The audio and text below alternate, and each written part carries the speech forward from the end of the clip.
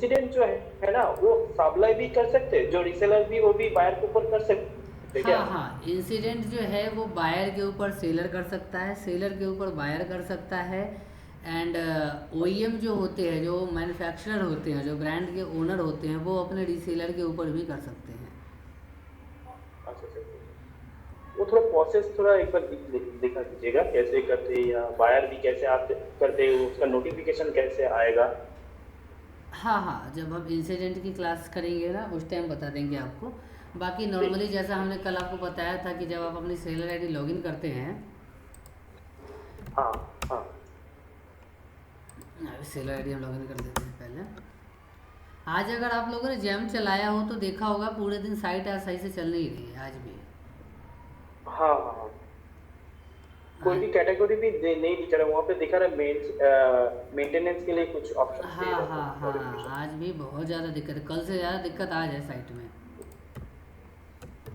इसलिए कोई भी काम हो ना आपके टेंडर वेंडर डालने का, वो समय से पहले कर लिया कीजिए, जो लास्ट टाइम पे ऐसी कोई दिक्कतें ना हो। देखिए यही आ रहा है अभी भी। सर मैंने आज उस इंसिडेंट जो मेरे ऊपर आया हुआ था सर, मैंने उस इंसिडेंट का आज मैंने रिस्पॉन्ड सबमिट किया था। तो हम्म। मेरी बात हुई थी उनसे, जो बायर्स हैं वहाँ पे, हम्म। जो धनबाद के, उनसे बात हुई थी तो उन्होंने बोला था आप एक मेल कर दीजिए। तो मेल भी मैंने कर दिया था और उस पर रिस्पॉन्ड भी ऐड कर दिया था। हम्म। तो सर मैं अभी तो कोई, अभी कल परसों तक तो कोई बीट पे पार्टिसिपेट वगैरह सर नहीं कर सकता हूँ जब तक वो इंसिडेंट क्लोज नहीं होगा। क्यों, वहाँ पे लिखा हुआ आ रहा है क्या ऐसा? नहीं सर, वो जो इंसिडेंट है उसकी साइड में माइल्ड लिखा हुआ है इंसिडेंट का टाइप में। देखिए तो सर उससे वो टाइप से मेरे पे फ़र्क अभी नहीं जैसे पड़ता। रेस्ट इन प्रोग्रेस है वो। इंसिडेंट के टाइप से फ़र्क नहीं पड़ता कि टाइप क्या है, बस ये देखिए कि जब भी इंसिडेंट आता है आपकी आईडी पे, तो वो सस्पेंड तो नहीं कर रखा है आपकी आईडी को, वो बस चेक कर लेना है आपको। सर वो कैसे चेक होगा सस्पेंड है कि नहीं है? वो सामने आपको, जैसे यहाँ भी आपको दिख रहा होगा स्क्रीन में, अगर आप देख पा रहे हो, यहाँ जो आपको लिखा हुआ दिख रहा है ना, हेलो दुर्गा, साइट में चल रही है। यहाँ आपको डैशबोर्ड पे ही सामने ही लिख के आ जाता है कि आपका जो है वो आईडी सस्पेंड है इतने दिन के लिए, सामने ही लिखा आ जाता है। नो सर, ऐसा तो नहीं लिखा हुआ है कुछ भी सर हाँ, अभी। तो अभी जो होगा आपका आईडी सस्पेंड नहीं हुआ होगा, इस वजह से जो है वो नहीं आ रहा होगा। जैसे यहाँ देखिए, इनकी आईडी पे टोटल 8 इंसिडेंट आए हुए हैं, ठीक है, जी सर। और आठों के आठों इंसिडेंट क्लोज्ड हैं। अगर कोई भी इंसिडेंट ओपन होता तो यहाँ दिखाई देता अपने को पेंडिंग वाले सेक्शन में, ठीक है, पेंडिंग वाले सेक्शन में दिखाई देता है, तो यही अपने को रिप्लाई करने का ऑप्शन आता है। अगर किसी की आईडी में है तो यहाँ आप डालिए। एक बार क्या नाम है आदर्श जी, आप अपनी आईडी लॉगिन करना चाहें तो यहाँ लॉगिन कीजिए, हम चेक भी कर लेते हैं आपका। आप यहाँ से ना जहाँ से आप यहाँ पे देख पा रहे हैं यस सर, वहाँ, देख पा हाँ, रहे हैं सर, यहाँ एक्चुअली से, हाँ सर मेरे पास। यहाँ से आप, अच्छा मैं कर सकता हूँ सर। हाँ हाँ, यहाँ से यू आर प्रेजेंटिंग जो हैंड के बगल में जो आइकन आ रहा है ना, ये हैंड के बगल में, हाँ हाँ। उस पर क्लिक कीजिए आप, और क्लिक करके आप अपनी आईडी जो है वहाँ लॉगिन कीजिए, वो हमें भी दिखेगा, फिर आपको बताते हैं। नहीं तो अगर ऐसे नहीं हो पा रहा तो अपनी आईडी पासवर्ड जो है वो आप हमें व्हाट्सअप कीजिए, अभी हम लॉगिन कर देते हैं आपकी आईडी।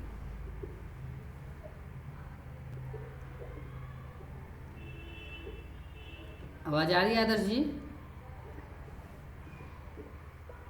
यस सर, मैं सेंड कर रहा हूँ व्हाट्सएप पे सर, सेंड कर रहा हूँ। हाँ, भेजिए भेजिए।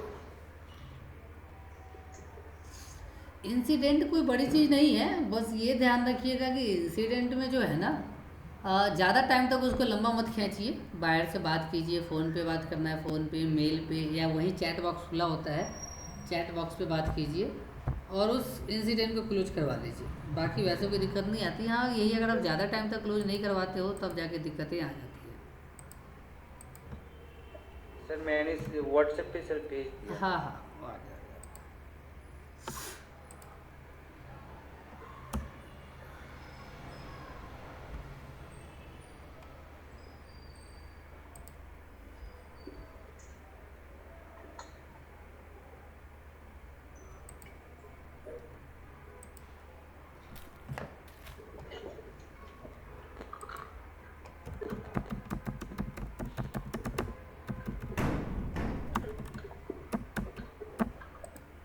Towers enterprises.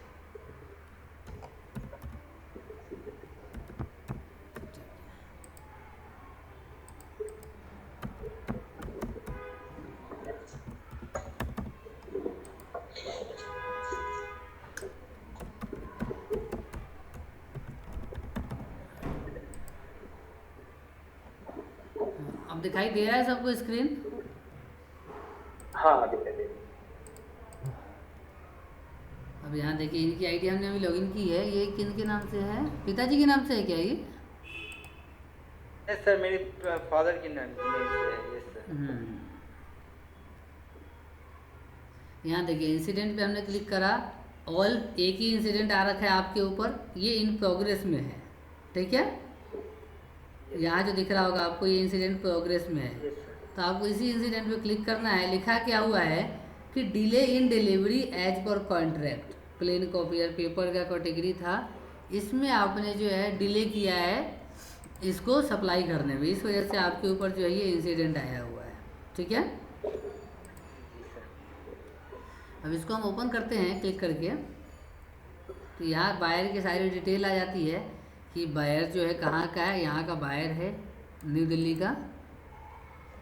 और यहाँ जो है देखिए सहयोग डिले, यहाँ सबसे पहले जो है dear ministry of education we sincerely approach for the delay delivery, ये आपने भेज रखा है उनको? यस सर, मैंने आज दिन ही ऐड किया था सर, 3-4 बजे के आसपास से। यस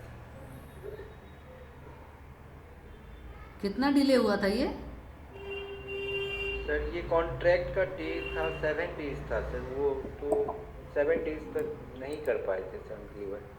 देखिए ये 7 डेज से बचने के लिए भी ना, देखिए कभी भी आप कैटलॉग जब ऐड करो तो जो उसका रेंज होता है ना वो मिनिमम ज़्यादा डाला करो आप लोग। जो हम current stock, minimum stock and time period जो डालते हैं ना, सबसे लास्ट में जब हम अपना रेट डालते हैं, रेट डालने के बाद एड्रेस डालते हैं कि किस लोकेशन के लिए है ये, और लोकेशन के बाद हम क्वांटिटी डालते हैं, current stock, minimum quantity and time period. तो वहाँ पे जो आपको टाइम पीरियड डालना है ना वो मैक्सिमम डाला कीजिए। मैक्सिमम अगर आप यही 45 डेज डालते तो आपको जो ऑर्डर आता वो 45 डेज का आपको टाइम मिलता है उसको सप्लाई करने के लिए। तो वहाँ पे ज़्यादा डाला कीजिए। ये डायरेक्ट ऑर्डर के लिए होता है। अगर कोई टेंडर में आपको काम मिलता है तो टेंडर में तो बायर ही डिसाइड करके देता है कि मेरे को हफ्ते दिन में चाहिए या 10 दिन में चाहिए। अगर डायरेक्ट ऑर्डर के लिए आप ले रहे हो तो डायरेक्ट ऑर्डर में ज़्यादा से ज़्यादा टाइम लिया करो। ठीक है, और आगे जब भी बायर कोई आपको रिप्लाई करेगा तो आपको बायर का रिप्लाई यहीं शो होगा, फिर आपको यहीं से बायर को जवाब देना है। जैसा कि आप बता रहे हो कि आपने बायर से फ़ोन पे बात कर लिया है तो वो हो जाएगा शॉर्ट आउट। आप बायर को आप मेल कर दीजिएगा जैसा उन्होंने बोला है, और उसके बाद यहाँ पे आप शॉर्ट आउट दिखा देगा, आपका ये क्लोज हो जाएगा। ठीक है, बाकी जो भी आपको लिखना हो यहाँ से आप लिख सकते हैं, जो भी आपको रिप्लाई देना हो यहाँ से आप लिख सकते हैं। एडमिन को देना एडमिन को दे दीजिए आप रिप्लाई, और यहाँ जो भी आपको टाइप करना हो टाइप करके यहाँ पे सबमिट कर दीजिए। ठीक है, जो भी होगा यहीं से होगा, म्यूचुअल कंसेंट यहीं से होगा। जो भी बायर आपको रिप्लाई करेगा आपको यहीं पे शो होगा, आप जो रिप्लाई करोगे यहीं शो होगा। बायर अगर थर्ड कहता है कि चलो मेल कर दो आप हमें, उससे हम कर देंगे, तो कोई नहीं, आप मेल कर दीजिए और उनको बोल दीजिएगा कि यहाँ पे आके वो जो है वो क्लोज कर दे। इंसिडेंट जो है यहाँ पे क्लोज दिखा दे। अभी जो है आपका इंसिडेंट पेंडिंग दिखा रहा है, यहाँ जो है इन प्रोग्रेस में है। तो ये जब तक ये क्लोज ना हो जाए तब तक आप बायर से कांटेक्ट करते रहिए। ठीक है, ओके। और कोई डाउट किसी को? बोल रहे सर ये यहाँ पे डेट एक्सटेंशन बोल के कुछ ऑप्शन नहीं आता है, अमेंडर बोल के आता है, वो डेट एक्सटेंशन आता है, लेकिन वहाँ पे जब आप करोगे ना, जब भी कोई भी ऑर्डर आता हो आया होगा आपके पास, मैं दिखाता हूँ आपको, अगर इनके पास कोई ऑर्डर हो तो उसमें क्या होता है कि बायर को वो एक्सेप्ट करना पड़ता है, तभी जाके आपका इधर डेट बढ़ेगा, वरना नहीं बढ़ता है ऐसे। एक मेरी आईडी, इस वाली आईडी में मैं दिखाता हूँ।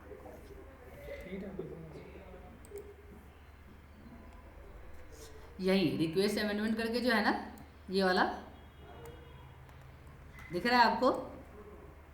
हाँ हाँ, यही रिक्वेस्ट अमेंडमेंट पे यहीं से आप क्लिक करके बायर से आप डेट बढ़वा सकते हो डिलीवरी की। जो भी डेट आपको चूज करनी है वो आप यहाँ पे चूज कीजिए कि लास्ट डेट मेरे को इस डेट तक सप्लाई कर पाएंगे, वो बायर एक्सेप्ट कर लेगा तो फिर आपका डेट बढ़ जाएगा। ठीक है, अमेंडमेंट डेट जो है ये डीपी रिफिक्सेशन और डीपी परफॉर्मेंस कम एक्सटेंशन। तो ये आप जो फर्स्ट वाला है डिलीवरी पीरियड रिफिक्सेशन वाले में कर सकते हैं सिलेक्ट। दूसरा आप कर सकते हैं डिलीवरी पीरियड परफॉर्मेंस कम एक्सटेंशन। मतलब कहने का इसका पहले वाला जो है इसका मतलब कि हमें डिलीवरी पीरियड में एक्सटेंशन चाहिए, दूसरे वाले का मतलब है कि हमें डिलीवरी पीरियड तो मिल गया, कुछ हमने सप्लाई कर दिया, कुछ के लिए और हमें एक्सटेंशन चाहिए। ठीक है, तो फर्स्ट वाला ही चूज कीजिए, फर्स्ट वाला चूज करके आप यहाँ पे डेट बढ़ा सकते हैं। लेकिन इसमें क्या होता है कि बायर को एक्सेप्ट करना पड़ता है, तभी जाके वो डेट बढ़ता है। ठीक है, और ज़्यादातर केसेज में देखिए, अगर आपको पता है कि हाँ आपको सप्लाई करना है प्रोडक्ट, आपको ऐसा नहीं है कि सप्लाई नहीं करना, तो जो भी लास्ट डेट है उस लास्ट डेट को आप बिल बना ही दीजिए। सप्लाई जो करना है ठीक है, आप 1 दिन 2 दिन बाद कर दीजिए सप्लाई, बस यहाँ बिल बनाने के बाद जो OTP से वेरीफाई करना होता है ना वो मत कीजिएगा, डिलीवरी अपडेट जो करना होता है वो मत कीजिएगा। ठीक है, इनवॉइस आप जनरेट करके रख लीजिएगा, जैसे मैं आपको दिखाता हूँ इन प्रोग्रेस वाले पे, हम इसमें नहीं है, कंप्यूटर में दिखाते हैं आपको।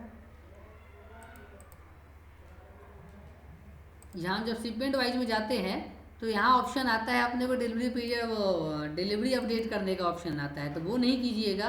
एंड सेकंड उसका ऑप्शन आता है OTP से वेरीफाई करने का, तो वो भी नहीं कीजिएगा। ठीक है, ठीक है,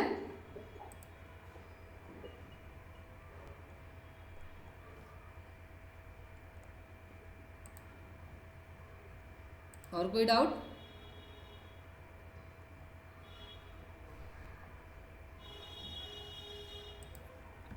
और कोई डाउट अभी के लिए? No sir.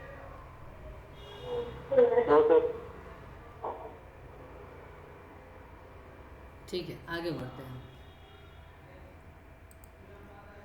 अब ये जो है अगला टॉपिक है अपना बिड सर्च करने का, कि बिड सर्च हम किस तरीके से करेंगे एडवांस तरीके से। और दूसरा टॉपिक आज हम जो कवर करेंगे कि डायरेक्ट ऑर्डर लेस देन 25,000, इनको हम कैसे कर पाएंगे। ठीक है,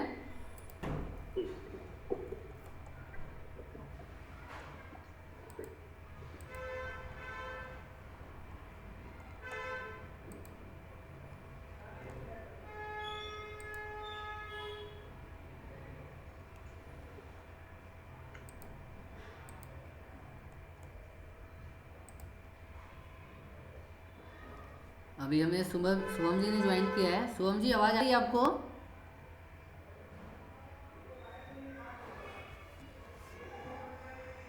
शुभम जी आवाज़ आ रही है आपको? जी सर। स्क्रीन दिख रहा है आपको? दिख रहा है। ठीक है, अभी जो है ये क्लासेस जस्ट स्टार्ट ही हुई हैं, अभी तो अभी प्रीवियस कन्वर्सेशन चल रहा था, कोई डाउट्स वगैरह है तो। अभी आपने कल का वीडियो देखा होगा शुभम जी, आपको कोई डाउट उस वीडियो के रिगार्डिंग? No sir. ओके, वैसे भी कोई डाउट अगर आप लोगों का रह जाता है, अगर आप क्लासेस लाइव नहीं ले सकते हैं तो रिकॉर्डेड वीडियो आपको शेयर कर दी जाएंगी, उसमें भी अगर आपको कोई डाउट रहता है तो उसको आप नोट डाउन करके रख लीजिएगा, और जब भी क्लासेज आप ज्वाइन कीजिए उस टाइम आप पूछ लीजिएगा। ठीक है, अभी जो हम करने वाले हैं bid search advance and direct order less than 25,000 हम कैसे करते हैं। देखिए, डायरेक्ट ऑर्डर का जो हम लिंक बना के देते हैं 25,000 से कम का किसी भी बायर को, ठीक है, किसी भी बायर को जो हम लिंक बना के देते हैं तो हमारा ही प्रोडक्ट वो ऑर्डर करे और हमारे ही रेट पे ऑर्डर करे, वो हम किस तरीके से करेंगे वो देखेंगे। एंड दूसरा हम देखेंगे कि बिड जो हम सर्च किस तरीके से करेंगे। सबसे पहले छोटा सा टॉपिक है बिड सर्च करने का, तो ये हम बिड सर्च करने का एक बार देख लेते हैं। सबसे पहले बिड सर्च करने के लिए देखिए, पहले तो क्या वो होता है डिज़ाइन इसका कि बिड वही आपको दिखेगा आपकी आईडी में, जब भी आप बिड नंबर डाल के सर्च करोगे या जब भी आप अपनी आईडी लॉगिन करके बिड देखोगे तो वही बिड आपको दिखेगा जिसका भी कैटलॉग आपने अपनी आईडी में ऐड किया होगा। अगर आपने अपना कैटलॉग ऐड नहीं किया अपनी आईडी में कोई सा भी, तो उस कैटलॉग का बिड आपको शो नहीं होगा। चाहे आप बिड नंबर के थ्रू भी सर्च करोगे तो भी नहीं दिखता कभी कभी, और वैसे भी ढूंढोगे तो आपको नहीं दिखेगा। अगर आप आईडी लॉगिन करके बिड देखते हो तो वो कैसे दिखेगा, वो देखते हैं हम। यहाँ ये आईडी अपनी लॉगिन है, इस आईडी को लॉगिन करने के बाद हम बिड देखते हैं। दो तरीकों से हम बिड देख सकते हैं, एक आईडी लॉगिन करके और एक आईडी विदाउट लॉगिन के। अब आईडी लॉगिन है तो हम बिड देखते हैं। सबसे पहले बिड्स वाले सेक्शन पे आएंगे, लिस्ट ऑफ बिड्स पे आएंगे। लिस्ट ऑफ बिड्स पे आने के बाद यहाँ देखिए अभी कोई बिड शो नहीं हो रहा। यहाँ जो लेफ्ट साइड में आपको दिख रहा होगा नन सेलेक्टेड करके, यहाँ जो ऑप्शन आ रहा है ये लेफ्ट साइड में, ठीक है, यहाँ पे वो कैटलॉग दिखेंगे आपको जो भी कैटलॉग आपने अपनी आईडी में ऐड किया हुआ है। तो जिस भी कैटलॉग से रिलेटेड आपको टेंडर देखना है, अगर आप पेपर की कैटेगरी में काम करते हैं तो यहाँ पेपर टाइप कीजिए, आपका आ जाएगा प्लेन कॉपियर पेपर। ये रहा प्लेन कॉपियर पेपर। अब प्लेन कॉपियर पेपर पे जैसे ही आपने क्लिक किया उससे रिलेटेड जो भी टेंडर हैं ऑल ओवर इंडिया के वो टेंडर आपको यहाँ पे दिख जाएंगे। पेपर से रिलेटेड टोटल टेंडर अभी कितने निकले हैं? 57 टेंडर्स निकले। अगर आपको खाली पेपर का टेंडर देखना है तो अब यहाँ से आप चेकआउट कर लीजिए। आप प्लेन कॉपियर पेपर ये 12,000 पीसेज है। अगर आप इसमें इंटरेस्टेड हो कि हाँ मैं डाल सकता हूँ ये टेंडर, तो यहाँ से आप जो बिड नंबर यहाँ पे आपका जो लिखा हुआ आ रहा है, इस बिड नंबर पे आप क्लिक करेंगे तो आपका ये बिड की कॉपी डाउनलोड हो जाएगी। फिर इसको आप ओपन कीजिए, ओपन करके उसको पूरा रीड कीजिए आप। और रीड करने के बाद अगर आपको लगता है कि हाँ आप इसमें पार्टिसिपेट कर सकते हो तो आप कीजिए। अब ये जो पेपर का बिड है इसमें देखिए 2 फायदे हैं। MSME and startup exemption yes है। तो अगर आप नई फर्म हो, आपके पास कोई भी एक्सपीरियंस नहीं है, ना ही टर्नओवर है, तो आप इस टेंडर में बेझिझक पार्टिसिपेट कर सकते हो, आपको डिस्क्वालीफाई नहीं किया जाएगा। 12,000 रिम का ये टेंडर है। बस ये दिक्कत है कि इसकी टाइमिंग जो है आज रात के 9 बजे तक की ही है, ठीक है। उसके बाद जो टेंडर में देखने वाली चीज़ होती है, ये स्पेसिफिकेशन दिया हुआ होता है। ये सेम स्पेसिफिकेशन से अपने को ये कैटलॉग ऐड करना होता है, तब हम इस टेंडर में पार्टिसिपेट कर पाएंगे। दूसरा चीज़, ये जो टेंडर है, इस टेंडर में अगर हम करते हैं पार्टिसिपेट, और जब हम पार्टिसिपेट पे क्लिक करते हैं तो कभी कभार क्या होता है ना कि अपने को यहाँ प्रोडक्ट शो नहीं होता। पार्टिसिपेट करने का ऑप्शन तो आ जाता है लेकिन प्रोडक्ट शो नहीं होता। तो प्रोडक्ट क्यों नहीं शो होता है? इसका रीज़न ये होता है कि जब भी हम प्रोडक्ट पे क्लिक करते हैं पार्टिसिपेट पे, तो इन्होंने जो भी स्पेसिफिकेशन मांगा है, अगर उस स्पेसिफिकेशन के अकॉर्डिंग हमने कैटलॉग नहीं डाला हुआ अपनी आईडी में, तो वो बिड जो है अपने को शो, पार्टिसिपेट करने का ऑप्शन तो आ जाएगा लेकिन कैटलॉग शो नहीं होगा। अब कैटलॉग शो करने के लिए क्या होगा कि जो भी इनका स्पेसिफिकेशन है, जैसे इस बिड में हमने देखा ये चीज़, the product conforming to the requirement of eco mark yes no, agree to provide advance sample, number of seats, BIS mark, sizes, gram, GSM, technical specification, ये सब अपने को फुलफिल करना पड़ेगा, तभी जाके हम यहाँ पे कैटलॉग हमारा यहाँ पे दिखेगा, वरना कैटलॉग नहीं दिखेगा। अब जैसे कि यहाँ देखिए जो भी इन्होंने रिक्वायरमेंट मांग रखी है उस रिक्वायरमेंट के हिसाब से इस आईडी में कैटलॉग नहीं डला हुआ, इस वजह से यहाँ पे कोई भी टेंडर जो है, प्रोडक्ट जो है वहाँ पे शो नहीं हो रहा है। यहाँ जो लिखा हुआ आ रहा है you have no matching product. अगर ये सेम स्पेसिफिकेशन के हिसाब से हमारी आईडी में प्रोडक्ट डला होता तो यहाँ पे वो प्रोडक्ट शो होता और यहाँ वो प्रोडक्ट को चूज करके फिर हम आगे बढ़ते, फिर हम अपना यहाँ पे रेट देते, ठीक है। कभी कभार जो आप लोगों का डाउट होता होगा, तो यहाँ जो देखिए टेंडर हमें दिखा क्यों, इसीलिए दिखा कि ये जो कैटेगरी है, इस कैटेगरी में हमने कैटलॉग डाला हुआ है, बस इसी रीजन से हमें ये टेंडर दिख गया। अब इसी रीजन से ये टेंडर तो हमें दिख गया, लेकिन अगर हम इस टेंडर में पार्टिसिपेट करना चाहते हैं तो उस टेंडर को पार्टिसिपेट करने के लिए सेम स्पेसिफिकेशन से वो कैटलॉग हमारी आईडी में होगा, तभी यहाँ पे शो होगा, नहीं होगा तो शो नहीं होगा। तो फिर आपको क्या करना है, ये नया प्रोडक्ट ऐड करना पड़ेगा आपको मार्केट प्लेस में जाके। कैसे ऐड करेंगे? जब हम बिड में पार्टिसिपेट करेंगे तब हम आपको बताएंगे, ठीक है। वैसे ही आपको और भी टेंडर देखना हो किसी भी आइटम का जिसका भी आपने टेंडर वो डाला हुआ है, कैटलॉग डाला हुआ है, तो वो आपको सारा कुछ यहाँ पे दिखेगा। अब जैसे आपको यहाँ कुछ पेन ड्राइव का टेंडर देखना है, पेन ड्राइव पे क्लिक कर दीजिए। एक बार में आप 5 से 10 प्रोडक्ट के लिए चूज कर सकते हैं। जिसका भी आपको टेंडर देखना हो आप यहाँ पे चूज कर लीजिए और उन्हीं का टेंडर दिखाएगा आपको। बस थोड़ा सा नुकसान यहाँ पे क्या है, यहाँ पे 10 कैटेगरी आप चूज कर सकते हैं। एक नुकसान यहाँ पे क्या हो जाता है कि यहाँ पे आपको जो टेंडर दिखाएगा पूरे ऑल ओवर इंडिया का टेंडर दिखाएगा। तो अगर आप चाहते हो कि नहीं मुझे अपने स्टेट का ही टेंडर देखना है, तो उसमें थोड़ा सा आपको मुश्किल होगा। आपको स्टेट का टेंडर देखने में यहाँ से आपको पूरा देखना पड़ेगा। यहाँ देखिए नाम आ जाता है पंजाब, पंजाब जो भी आपका हो, बिहार, यूपी, राजस्थान, न्यू दिल्ली, सब यहाँ पे आपका, ये देखिए उड़ीसा। तो जो भी आपको लगे कि हाँ ये मेरे काम का टेंडर है, टेंडर नंबर पे क्लिक कीजिए, ये डाउनलोड होगा। डाउनलोड होने के बाद इसका टर्म्स एंड कंडीशन वगैरह पढ़िए, और आपको लगता है कि हम पार्टिसिपेट कर सकते हैं तो फिर इसका कैटलॉग जनरेट कीजिए, कैटलॉग बनाइए और इसमें आप पार्टिसिपेट कीजिए। कैसे पार्टिसिपेट करेंगे ये हम आगे देखेंगे, ठीक है। अभी के लिए कोई doubt?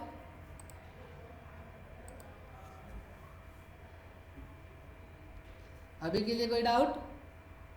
No sir. No sir. तो एक तो ये तरीका है हमारा आईडी लॉगिन करके टेंडर देखने का। दूसरा तरीका है विदाउट लॉगिन के। जब हम आईडी को लॉगिन नहीं करेंगे तब हम टेंडर देखेंगे। कैसे देखेंगे अब वो देखते हैं हम। इनकॉग्निटो विंडो हमने ओपन कर लिया। अब हम जैम पोर्टल पे आएंगे। जैम पोर्टल पे आने के बाद अब बिड्स वाले सेक्शन पे आएंगे हम।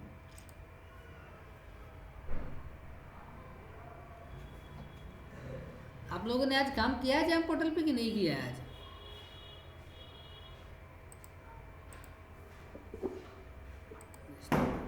रिस्पॉन्सिंग बस ऐड किया था, उसके बाद प्रोडक्ट वगैरह सब किया था 2-3 टेंडर के। ठीक है सर मैंने आपको सेंड भी किया था व्हाट्सएप। अच्छा, ठीक है। अब यहाँ देखिए, यहाँ जो है अपनी आईडी जो है वो लॉगिन नहीं है, ठीक है। अपनी आईडी जो है वो लॉगिन नहीं है। अब यहाँ पे अगर अपने को टेंडर देखना है तो देखिए यहाँ पे कंटेंट्स, आप जो भी आइटम का नाम डालोगे, जो भी आइटम आपने नहीं डाल रखा, नया आइटम का आपको टेंडर सर्च करना है तो यहाँ वो आइटम का नाम डालिए और नाम डाल के आप यहाँ पे टेंडर को सर्च कर सकते हैं। यहाँ देखिए अब टिश्यू पेपर हमने डाला, टिश्यू पेपर डाल के हमने सर्च किया तो टिश्यू पेपर से रिलेटेड जितने भी टेंडर थे, जिस भी टेंडर में टिश्यू पेपर है उसके टेंडर शो हो गए। लेकिन यहाँ भी वही समस्या है कि यहाँ जो टेंडर दिखेगा आपको ऑल ओवर इंडिया का टेंडर दिखेगा, सिर्फ आपके स्टेट का टेंडर नहीं दिखेगा, ठीक है। दूसरा चीज़ इसमें थोड़ा सा फ़ायदा, दूसरा फ़ायदा क्या है इसमें कि जब हम लॉगिन करके देखते हैं तो जो भी कैटलॉग हमने ऐड किया हुआ है हम उसी का टेंडर देख पाते हैं। विदाउट लॉगिन जब हम देखते हैं टेंडर तो यहाँ जो भी हमने नहीं किया हुआ उसका हम खाली नाम डाल देते हैं और नाम डाल के सर्च करते हैं तो वो टेंडर अपने को यहाँ पे शो हो जाता है। एक ये फ़ायदा है। दूसरा एग्जैक्ट सर्च, अगर आपको बिड नंबर वगैरह पता है तो यहाँ बिड नंबर डाल के आप सर्च कर सकते हैं। दूसरा तरीका, ये सबसे मेन तरीका है बिड सर्च करने का, एडवांस सर्च। ये एडवांस सर्च का ऑप्शन जब आप लॉगिन करके रखोगे तब नहीं आता है, ये विदाउट लॉगिन पे ही ऑप्शन आता है, लॉगिन करके ऑप्शन नहीं आता। यहाँ देखो आप, यहाँ ऐसे आप देखो, यहाँ पे आपने अगर लॉगिन किया हुआ है तो ये आपको एडवांस सर्च करने का यहाँ ऑप्शन आएगा ही नहीं। दिख रहा है आपको लेफ्ट साइड में? नहीं दिख रहा ना यहाँ जो है, लेकिन यही है जब आप लॉग आउट करके देखोगे तो यहाँ आपको एडवांस सर्च का ऑप्शन आएगा। तो ये थोड़ा यहाँ पे एडवांस सर्च पे हम क्लिक करते हैं। एडवांस सर्च पे क्लिक करने के बाद दूसरी चीज़, कभी कभार क्या होता है कि आपको कहीं से टेंडर नंबर मिल गया तो इस टेंडर में हमें पार्टिसिपेट करना है, लेकिन जैसे ही उस टेंडर नंबर को हम कॉपी करके अपने यहाँ पे टेंडर डालते हैं, अपनी आईडी को लॉगिन करने के बाद यहाँ पे हम एग्जैक्ट बिड सर्च करते हैं और यहाँ टेंडर नंबर डालते हैं, जो भी अपना टेंडर नंबर होता है, और यहाँ जब हम सर्च करते हैं तो यहाँ दिखाता है अपने को बिड नॉट फाउंड। ये किस रीजन से दिखाता है ये किसी को पता है? अभी मैंने बताया भी है, किसी को अगर पता है तो बताना चाहे बता सकता है कि नॉट फाउंड क्यों दिखाता है। जब भी हम यहाँ पे बिड सर्च करते हैं लॉगिन करने के बाद, यहाँ पे बिड नंबर पता है कि हाँ ये बिड नंबर है जैम 2024/। क्योंकि सर उसका कैटलॉग लॉगिन नहीं हुआ है इस वजह से। हाँ, क्योंकि इसका जो कैटलॉग है वो कैटलॉग हमारी आईडी में नहीं डला हुआ, तो कैटलॉग डला ही नहीं है तो हमें वो पता कैसे लगेगा कि हमें कैटलॉग भी क्या डालना है, क्योंकि हमारे यहाँ पे तो बिड भी शो नहीं होगा। यहाँ बिड भी हमें तो वही शो होता है ना जिसका हमारा कैटलॉग डला होता है। अब यहाँ जो है हमें तो बिड भी शो नहीं होगा, तो हम कैटलॉग किस तरीके से डालेंगे जो हमें बिड शो हो और उस बिड में हम पार्टिसिपेट कर पाएँ। तो उसके लिए अपने को क्या करना है कि जो भी बिड नंबर आपको मिला है उस बिड नंबर को कॉपी कीजिए और यहाँ सर्च में बिड नंबर पे क्लिक कीजिए और यहाँ बिड नंबर डाल दिए, आपको यहाँ जो है वो बिड नंबर शो हो जाएगा। यहाँ मैंने रैंडमली बिड नंबर डाला था, एक हम बिड नंबर यहाँ से उठाते हैं।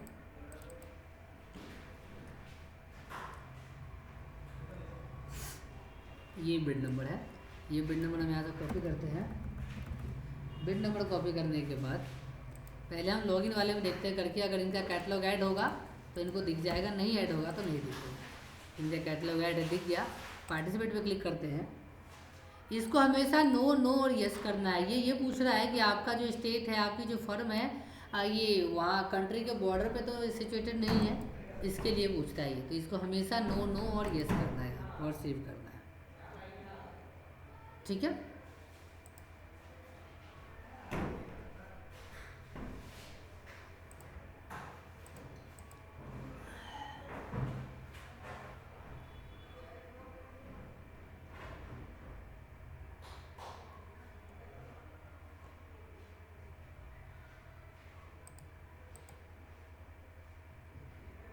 यहाँ देखिए, यहाँ लिखा आ जाता है, कभी कभी आप लोगों का भी आता होगा ये, you are not eligible to participate in bid, आता है लिखा हुआ।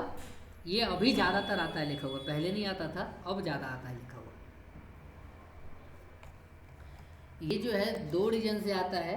एक रीज़न है इसका कि जब साइट इशू होता है तो ये लिखा आता है कि यू आर नॉट एलिजिबल। दूसरा रीज़न इसका ये होता है कि जब आपका कैटलॉग नहीं डला हुआ होता सेम जो उनकी रिक्वायरमेंट होती है, तब जाके ये लिखा होता है। तो इसका उपाय क्या है कि जो भी आपका टेंडर बिड नंबर है, उस बिड नंबर को हमने यहाँ से कॉपी करा था, कहाँ गया, ये रहा। इस बिड नंबर को हम एडवांस सर्च पे आएंगे, यहाँ बिड नंबर डालेंगे और सर्च कर देंगे। सर्च करेंगे, ये अपने को बिड नंबर शो हो जाएगा। बिड नंबर पे क्लिक करके हम टेंडर की कॉपी डाउनलोड कर लेंगे। टेंडर की कॉपी डाउनलोड करके जो भी उसका स्पेसिफिकेशन दिया होगा उसी के हिसाब से हम अपना कैटलॉग ऐड कर लेंगे, और कैटलॉग ऐड करने के बाद फिर हमें जो है पार्टिसिपेट करने का ऑप्शन आ जाएगा, हम पार्टिसिपेट कर पाएंगे, ठीक है। ज़्यादातर जो टेंडर पार्टिसिपेट करने का आपको दिखाएगा यू आर नॉट एलिजिबल, उस केस में आपको क्या करना है कि उस टाइम आप पार्टिसिपेट कीजिए इसको टेंडर को रात में। दिन में बहुत ज़्यादा साइट की दिक्कत होती है, इसलिए ज़्यादातर ये यू आर नॉट एलिजिबल करके लिखा हुआ आता है। अब रात में पार्टिसिपेट करेंगे तो ये आपका नहीं आएगा लिखा हुआ, ठीक है। एक तरीका अपना ये हुआ टेंडर सर्च करने का। दूसरा तरीका, अगर आपको मिनिस्ट्री पता है कि हाँ मेरे को इसी मिनिस्ट्री का टेंडर देखना है, तो आप यहाँ से मिनिस्ट्री चूज कर सकते हैं कि मेरे को इस मिनिस्ट्री का देखना है, इस स्टेट, इस ऑर्गेनाइजेशन का देखना है कि ये SPG का टेंडर हो, इस डिपार्टमेंट का हो गया, मिनिस्ट्री का हो गया, ये ऑर्गेनाइजेशन हो गया। डिपार्टमेंट अगर है कोई तो डिपार्टमेंट चूज कीजिए। डेट अगर कोई है आपके पास किसी डेट से इस डेट के बीच में, तो ये डेट डालिए और सर्च पे क्लिक कर दीजिए। जो भी टेंडर इससे रिलेटेड निकले होंगे वो आपको यहाँ पे मिनिस्ट्री वाइज शो हो जाएगा, जिस भी मिनिस्ट्री का आपको देखना हो। अब यहाँ पे मिनिस्ट्री दूसरा चूज कर लेते हैं, जैसे अपना कोई सा भी मिनिस्ट्री ऑफ कंज्यूमर अफेयर देख लेते हैं। ऑर्गेनाइजेशन इसमें जो भी आपका हो, आपको देखना हो, FCI का देखना हो, FCI डिपार्टमेंट आपको जो भी देखना हो चूज कीजिए और यहाँ पे सर्च कीजिए। इससे टेंडर जितने भी रिलेटेड निकले होंगे मिनिस्ट्री ऑफ कंज्यूमर अफेयर्स के, फूड कॉरपोरेशन ऑफ इंडिया के, ऑल ओवर इंडिया में जितने भी टेंडर जिस भी कैटेगरी में निकले होंगे सब आपको यहाँ पे दिख जाएगा। सारे टेंडर्स आपको यहाँ पे दिखेंगे। इसमें से जो भी टेंडर आपको सही लगे आप डाल सकते हो, सर्च कर सकते हो, ठीक है।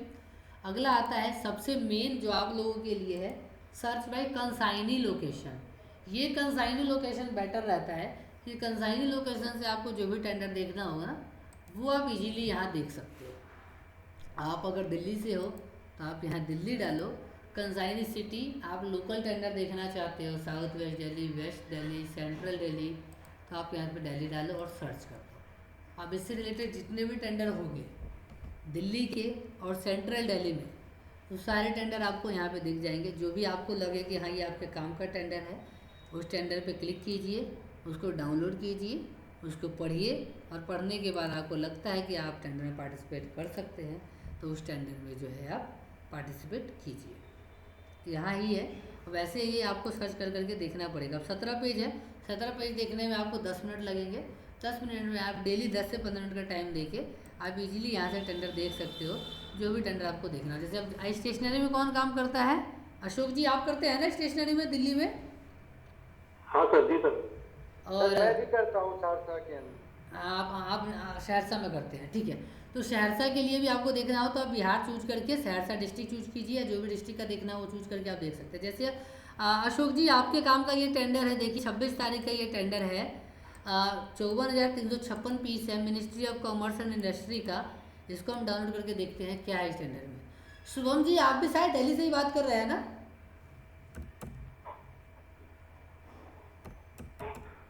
Shubham ji,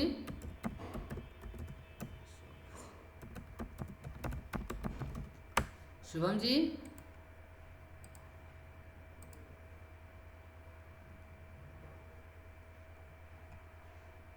okay, Shubham ji log out कर गए। अभी हमने टेंडर सेव किया है। अशोक जी, आप एक बार टेंडर देखिएगा, आप एक बार ध्यान से देखिएगा। अगर आपको लगे कि आप इसमें पार्टिसिपेट कर सकते हैं तो इसको पार्टिसिपेट हम करेंगे। 26 तारीख का टाइम है ना, तो इसको जब हम ट्रेनिंग में भी आपका ये हम पार्टिसिपेट करवा देंगे इसका, ठीक है? ठीक है सर, बिल्कुल।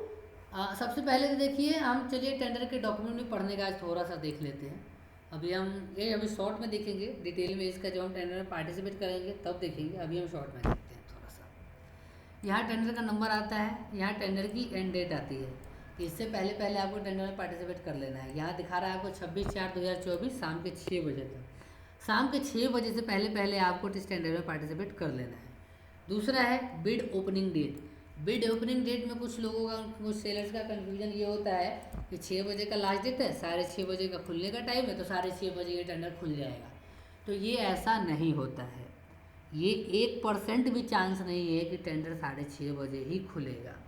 ये बायर की जब मर्जी होएगी तभी ये टेंडर खुलेगा। बायर जब खोलना चाहेगा तभी ये टेंडर खुलेगा।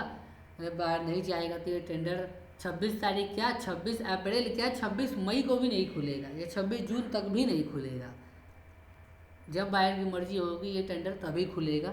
जब भी टेंडर खुलेगा आपको मेल आएगा, मैसेज आएगा, उसमें बिड नंबर लिखा होगा, डिपार्टमेंट का नाम लिखा होगा। आप उस बिड नंबर को सर्च करके आप टेंडर सर्च कर सकते हैं, देख सकते हैं कि आप क्वालिफाई हुए या नहीं हुए, ठीक है। तीसरा जो ऑप्शन आता है यहाँ पे bid offer validity. Bid offer validity ये 60 डेज है। इसके 2 रीजन होते हैं। पहला रीजन कि जो भी आपने रेट दिया है इस आइटम का, जो भी आपने रेट दे दिया बिड में पार्टिसिपेट करते टाइम, वो रेट आपका 60 डेज तक बाउंड हो जाएगा। 60 डेज तक आप उस रेट को ना कम कर सकते हैं ना बढ़ा सकते हैं, क्योंकि 60 डेज के अंदर ही आपको उस प्रोडक्ट की सप्लाई करनी है। जब भी बायर आपको जो है वो 60 डेज के अंदर उस बिड को ओपन कर सकता है और वो आपको काम दे सकता है। आप 60 डेज तक उसी रेट पे बाध्य हो उस प्रोडक्ट को देने के लिए।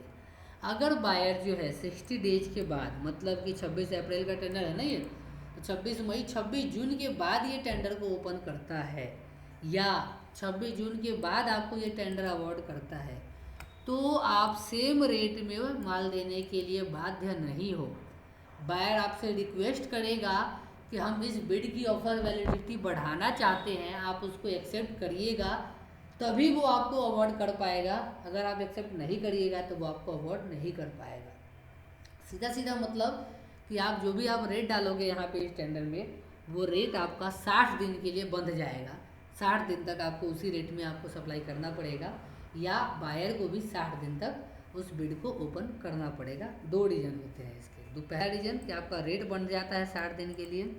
दूसरा रीजन इसका होता है कि बायर को जो है वो 60 दिन के अंदर बिड ओपन कर सकता है। ये चांसेज है। जैसे आपको कब पता लगेगा, तो ये चांसेज है कि बायर जो है वो 60 दिन के अंदर बिड को जो है ओपन कर सकता है। अगला देखते हैं। यहाँ पे आपका ministry, department, organisation and office name आता है। डिपार्टमेंट कौन है, ऑर्गेनाइजेशन कौन है और ऑफिस कहाँ का है। यहाँ पे आपका टोटल क्वांटिटी लिखा हुआ आएगा कि आपकी बिड की क्वांटिटी कितनी है टोटल आइटम्स की। यहाँ पे आपका आइटम कैटेगरी, आइटम का नाम लिखा हुआ आएगा। यहाँ पे देखिए सबका आइटम का नाम लिखा हुआ आ रहा है। तो यहाँ पे देखिए बगल में किसी के भी Q2, Q3, Q4 ऐसा कुछ नहीं लिखा हुआ ना, खाली आइटम का नाम लिखा हुआ है। पेपर, स्टेपलर, सीजर, टेप, किसी के बगल में भी Q2, Q3 या Q4 नहीं लिखा हुआ। तो इसका मतलब ये है कि ये टेंडर कस्टम बिड हो सकता है या BOQ बिड हो सकता है। अगर इसके बगल में Q2, Q3 या Q4 लिखा हुआ होता हर एक आइटम के बगल में, तो ये टेंडर जो होता वो बंच बिड होता, क्योंकि एक आइटम से ज़्यादा आइटम है। अगर यही सिंगल आइटम होता, जैसे कि हमने ये नाजिर जी का टेंडर देखा, ये वाला देखिए, office bag and laptop bag, इसके बगल में Q3 लिखा हुआ है, मतलब कि ये जो टेंडर है या तो सिंगल आइटम बिड है या तो कस्टम आइटम बिड है। अब हम पहचानेंगे कैसे कि कस्टम बिड है या सिंगल आइटम बिड है। कस्टम बिड में नीचे कोई भी स्पेसिफिकेशन नहीं दिया हुआ होता, एक अटैचमेंट लगा होता है। सिंगल आइटम बिड में पूरा का पूरा स्पेसिफिकेशन दिया हुआ होता है। अब यहाँ आप लोग देख रहे हैं, यहाँ पूरा दिया हुआ है। अब यहाँ देखने से हमें क्या पता लग रहा है, सारा स्पेसिफिकेशन दिया हुआ है। तो यहाँ देखने से हमें पता लग गया कि ये जो आइटम है, टेंडर है, ये सिंगल आइटम टेंडर है।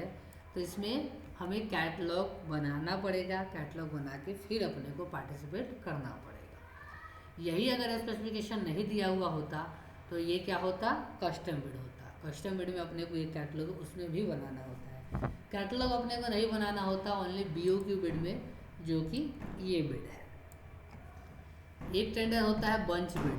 बंच बिड में क्या होता है कि अपने को हर एक कैटलॉग बनाना होता है। बंच बिड में एक से ज़्यादा कैटलॉग्स होते हैं, 2, 3, 4, 5, तो हर एक कैटलॉग अपने को बनाना होता है। ठीक है, यहाँ पे साफ साफ लिख भी दिया गया है BOQ टाइटल, तो इससे भी आपको पता लग जाएगा कि ये BOQ बिड है। अगला है, इसमें टर्नओवर वगैरह मांगा गया है 5 लाख, OEM का टर्नओवर 5 लाख, एक्सपीरियंस मांगा गया है 3 साल। MSME exemption and startup exemption को इन्होंने नो कर दिया है। तो यहाँ अगर इन्होंने नो किया है तो इसको देख को अपने को डरना नहीं है, घबराना नहीं है कि हम इस टेंडर में पार्टिसिपेट नहीं कर सकते। हाँ, उस टेंडर में आप थोड़ा सा सोच सकते हो, जो टेंडर जो होगा वो हेल्थ डिपार्टमेंट का हो या डिफेंस का हो। वो कभी कभार क्या कहते हैं, उसमें भी अपने को एग्जेम्पशन मिल जाता है, लेकिन उनके लिए भी एक क्लॉज बनाया गया है कि अगर वो टेंडर डिफेंस का है या हेल्थ डिपार्टमेंट का है तो वो नए बंदे को टेंडर नहीं दे सकते। तो उस क्लॉज को लेके वो आपको डिस्क्वालीफाई कर सकते हैं अगर आपके पास कोई एक्सपीरियंस या टर्नओवर नहीं है तो, अगर आप नई फर्म हो तो। लेकिन अगर इन दोनों की फर्म को, इन दोनों डिपार्टमेंट को छोड़ के किसी अदर मिनिस्ट्री का अगर आपका टेंडर है तो आप पार्टिसिपेट कर सकते हो, चाहे आपकी फर्म 10 दिन ही पुरानी क्यों ना हो या 2 दिन ही पुरानी क्यों ना हो। बस कंडीशन ये है कि आपके पास MSME सर्टिफिकेट होना चाहिए। अब इसमें आपको एग्जेम्पशन कैसे मिलेगा वो जब हम टेंडर पार्टिसिपेट करेंगे तो हम देखेंगे, या हमारा वीडियो अगर आपने पहले देखा हो तो उसमें हमने बताया हुआ है कि इसमें एग्जेम्पशन जो है अपने को कैसे मिलता है। देखा है आप लोगों ने ये वीडियो? यस सर, मैंने देखा हुआ है। बाकी अर्जुन जी, अशोक जी? हाँ हाँ, मैंने भी देखा है। आपने पूरा वो एग्जामिनेशन एक PDF बनाया था। हाँ हाँ, अशोक जी आपने देखा था? हमने तब देखा हुआ था वो। हाँ, तो चलिए, देखा हुआ है तब तो इजी है, एक बार दोबारा हम उसको रिपीट कर लेंगे। तो वो अंडरटेकिंग और वो जो गवर्नमेंट की गाइडलाइंस है वो लगा के आप उस टेंडर में जो है क्वालिफाई कर सकते हैं। बस वो अंडरटेकिंग आपको सही तरीके से लगानी है और सही जगह पे लगानी है। क्योंकि देखिए यहाँ पे इन्होंने लिख दिया है ना, starter exemption no, MSME exemption no, लेकिन अगले ही लाइन में गवर्नमेंट की गाइडलाइंस है एक्सपीरियंस क्राइटेरिया पास्ट परफॉर्मेंस को लेके कि in case any bidder is seeking exemption from experience turnover criteria, the supporting document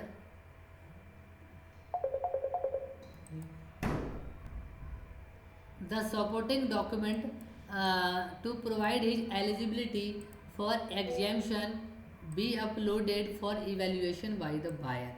तो अगर आप एक्सपीरियंस चाहते हो, उसमें एग्जेम्पशन चाहते हो, तो उसके लिए आपको जो है वो डॉक्यूमेंट लगाने पड़ेंगे। 2 मिनट होल्ड कीजिएगा ज़रा।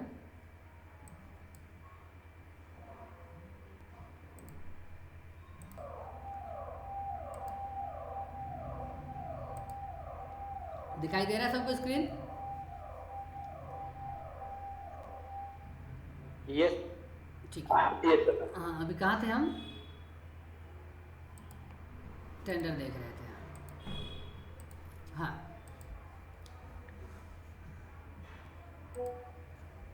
अगला जो है इसमें मांगा गया है अपने से पास्ट परफॉर्मेंस 50%, कि आपके पास पास्ट परफॉर्मेंस आपने काम किया हो 50% आपके पास ऑर्डर वैल्यू होना चाहिए। तो इन सब में आपको एग्जम्पशन मिल जाएगा जब वो आप अंडरटेकिंग एंड वो डॉक्यूमेंट लगाते हो तो। ठीक है, अगला है bid to R A enabled no.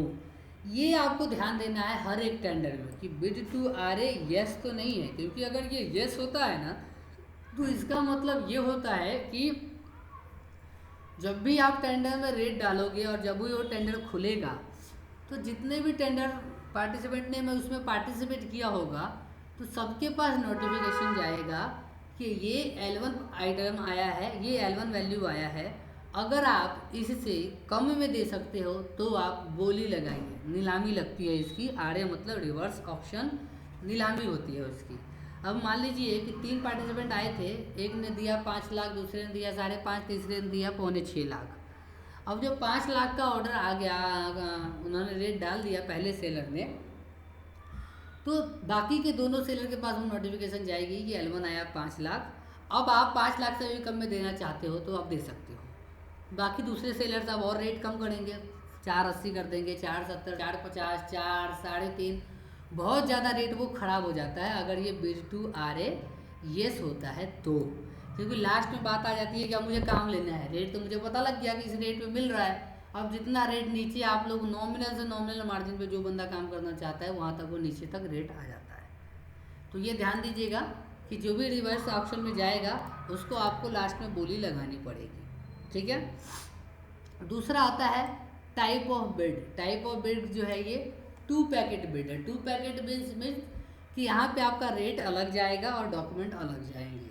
Single packet bid में रेट आपका एक बार चला जाता है, स्टार्टिंग में ही जो हम रेट डालते हैं और डॉक्यूमेंट चला जाता है सीधा।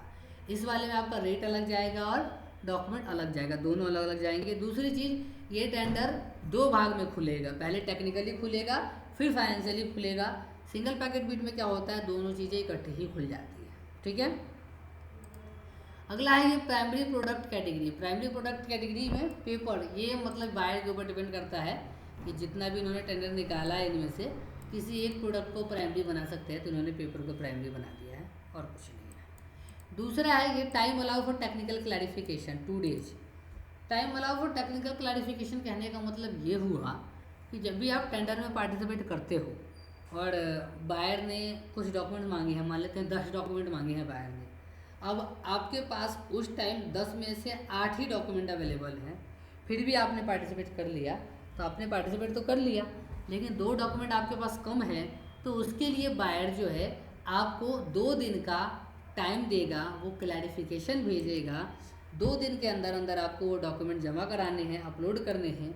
अगर आप अपलोड नहीं करेंगे तो आपको डिस्क्वालीफाई कर दिया जाएगा, अगर अपलोड करते हैं तो फिर आपको आगे क्वालिफाई किया जाएगा। मतलब सीधा सा कि अगर आपको टेंडर डालते टाइम को डॉक्यूमेंट कम पड़ जाता है तो आपको 2 दिन का टाइम मिल जाएगा, वो टेंडर खुलते टाइम आप वो डॉक्यूमेंट दोबारा से अपलोड करके क्वालिफाई हो सकते हैं। ठीक है, ये मिनिमम 2 दिन होता है, मैक्सिमम बायर के ऊपर डिपेंड करता है कितना दिन देना चाहे, वो 3 दिन 4 दिन 5 दिन, वो बायर के ऊपर डिपेंड करता है, मिनिमम 2 दिन ही होता है। इससे एक ये फ़ायदा हो जाता है आपको कि अगर कोई डॉक्यूमेंट कम है आपके पास ना, तो आप टेंडर उस टाइम पर पार्टिसिपेट कर लो, लेकिन जब आपको डिस्क्वालीफाई करते हैं या कोई क्लैरिफिकेशन मांगते हैं तो उस टाइम आप इस डॉक्यूमेंट को अपलोड करके क्वालिफाई हो सकते हैं। अगला आता है ये inspection required by empanelled inspection authority no.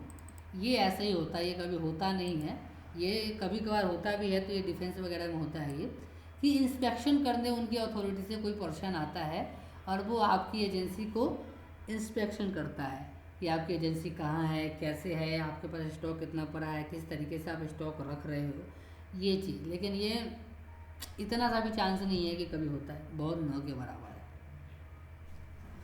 अगला है एस्टिमेटेड बिड वैल्यू। इसमें बताया गया कि एस्टिमेटेड बिड वैल्यू जो है ये 20 लाख रुपए की ये बिड है, और किसी किसी टेंडर में आपको यहाँ पे बिड वैल्यू नहीं भी दिखाया जाता, वो हाइड कर दिया जाता है। यहाँ दिखा दिया गया है कि ये 20 लाख का बिड वैल्यू है, तो आपको जो रेट डालना है वो 20 लाख से कम रेट डालना है, ये आपको ध्यान रखना है। ठीक है, अगला आता है, और जिसमें अगर मान लीजिए आपका दिखाया ही नहीं है ये कितने का बिड वैल्यू है, तो वहाँ आप अपने हिसाब से रेट डाल सकते हैं, जो भी आपको रेट सही लगे। अगला है evaluation method, total value wise evaluation. Evaluation 4 तरीके से होता है। पहला टोटल वैल्यू वाइज, दूसरा आइटम वाइज, तीसरा ग्रुप आइटम वाइज और चौथा ग्रुप वाइज। पहला जो है टोटल वैल्यू वाइज इवैल्यूएशन। इन चारों में से जो मेन है वो 2 ही है, आइटम वाइज और total value wise. Total value wise कहने का मतलब कि इसमें से जितने भी आइटम्स हैं, इन सब आइटम्स का टोटल वैल्यू जिसका भी कम होगा उसको वो टेंडर मिल जाएगा। ये टोटल वैल्यू वाइज हुआ। आइटम वाइज में क्या होता है कि पेपर का रेट जिसका कम होगा वो टेंडर पेपर वाला उसको मिल जाएगा, स्टेपलर का जिसका रेट कम होगा वो स्टेपलर उसको मिलेगा, सीजर जिसका कम होगा वो सीजर उसको मिलेगा। मतलब हर एक आइटम हो सकता है कि अलग अलग पार्टिसिपेंट के पास जाए जिसका भी रेट कम होगा। यहाँ तक किसी को डाउट है कुछ भी?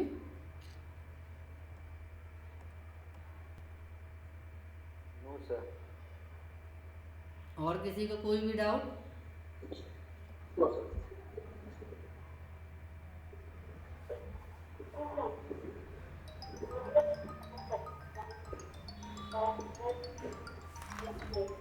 ये आपको टेंडर क्यों बता देंगे, डायरेक्ट ऑर्डर को बताएंगे।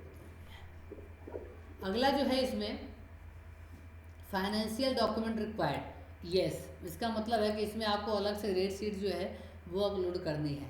या पेपर कितने रेट में दे रहे हो, स्टेपलर कितना रेट में दे रहे हो, सीजर कितने रेट में दे रहे हो, ये सारा कुछ आपको यहाँ पे अपलोड करना है। उसके बाद ये ईएमडी की डिटेल है कि आपको ईएमडी जो है किस अकाउंट में जमा करानी है।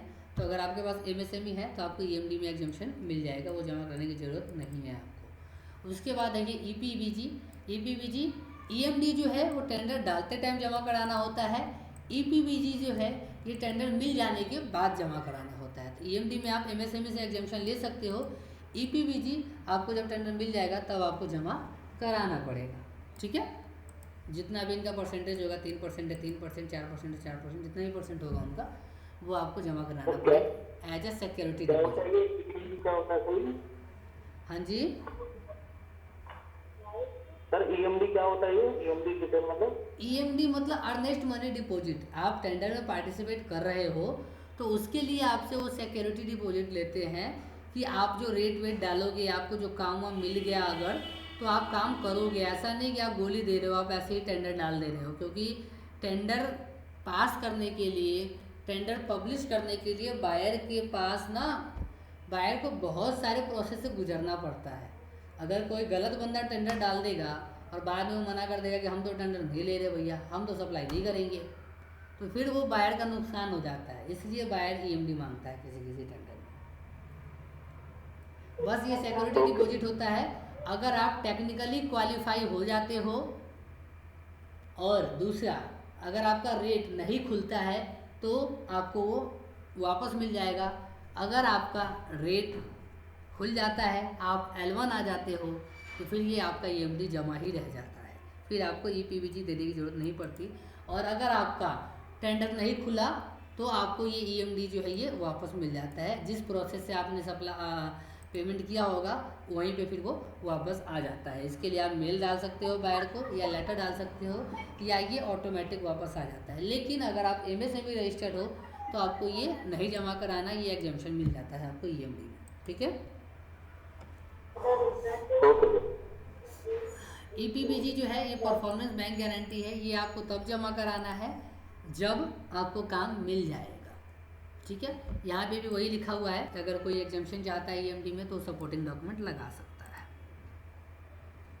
अगला आते हैं हम बेनिफिशियरी। ये नाम दिया गया है उनका, कहाँ का टेंडर है ये, उसका नाम है पूरा ये। राजेश महेश्वरी नाम है उनका, 2nd फ्लोर पे बैठते हैं ये। इंस्टीट्यूशन ऑफ इंजीनियरिंग बिल्डिंग है, बहादुर शाह जफर मार्ग, ये रोड पे है, न्यू दिल्ली, यहाँ का है टेंडर ये। तो अगर आप इनसे मिलना चाहते हैं तो इस टेंडर की कॉपी निकाल के लेके जाइए और ये राजेश महेश्वरी जी से आप मिल के आइए, बातचीत करके आइए। अगला है स्प्लिटिंग, विभाजन। विभाजन कहने का मतलब कि अगर आपको टेंडर मिल जाता है तो आप इसको विभाजन नहीं कर सकते। ऐसा नहीं कि आपको टेंडर मिल गया, आपने किसी और को पकड़ा दिया कि भाई तू सप्लाई कर दे, ऐसा नहीं कर सकते। आपको टेंडर मिला है, सप्लाई आप ही को करना है, बिलिंग आप ही को करना है, सेकंड दूसरा बंदा कोई नहीं कर सकता। ठीक है, उसके बाद है MII and MSE, purchase preference, मतलब खरीद वरीयता। कि अगर कोई प्रोडक्ट, कोई सेलर जो है मेक इन इंडिया प्रोडक्ट दे रहा है और कोई सेलर जो है वो MAC रजिस्टर्ड है, OEM है, तो उसको प्रेफरेंस दिया जाएगा। मतलब इन केस ऐसा होता नहीं है कभी, लेकिन इन केस ऐसा समझिए कि जो L1 आया है, L1 MSME रजिस्टर्ड नहीं है, या उसका जो प्रोडक्ट है वो मेक इन इंडिया रजिस्टर्ड नहीं है, मेक इन इंडिया प्रोडक्ट नहीं है, तो फिर क्या होगा कि जो L2 आया है अगर वो MSME है और उसका product make in India registered है, तो उस टेंडर का, उस ऑर्डर वैल्यू का कुछ परसेंटेज L2 को भी दे दिया जाएगा। ऐसा होता नहीं है कभी, लेकिन ये रूल्स एंड रेगुलेशन है। ठीक है, यहाँ पे सारे वही नियम कानून लिखे गए हैं कि आपके पास एवरेज एनुअल टर्नओवर ये होना चाहिए, एक्सपीरियंस होना चाहिए, टर्नओवर होना चाहिए, मेक इन इंडिया आपके पास होना चाहिए। तो ये सारे कुछ में एग्जाम्पशन आप ऐसे लोगे, टर्नओवर में, परफॉर्मेंस में, ये सारा कुछ हमने बताया ही है आपको, बाकी आगे हम बताएंगे। अगला आता है कि सारा कुछ डिटेल यहाँ पे दिया गया है। यहाँ पे राइट क्लिक करके आप ओपन करोगे तो यहाँ पे स्पेसिफिकेशन खुल जाएगा। यहाँ से आपको राइट क्लिक करके डाउनलोड करोगे तो ये आपका रेट लिस्ट जो है वो डाउनलोड हो जाएगा। जो भी उनको प्रोडक्ट चाहिए उसकी डिटेल वगैरह आपको यहाँ पे डाउनलोड होकर ओपन हो जाएगी। यहाँ आप इसको make, model number, registration code वगैरह डाल के आप इसमें पार्टिसिपेट कर सकते हैं।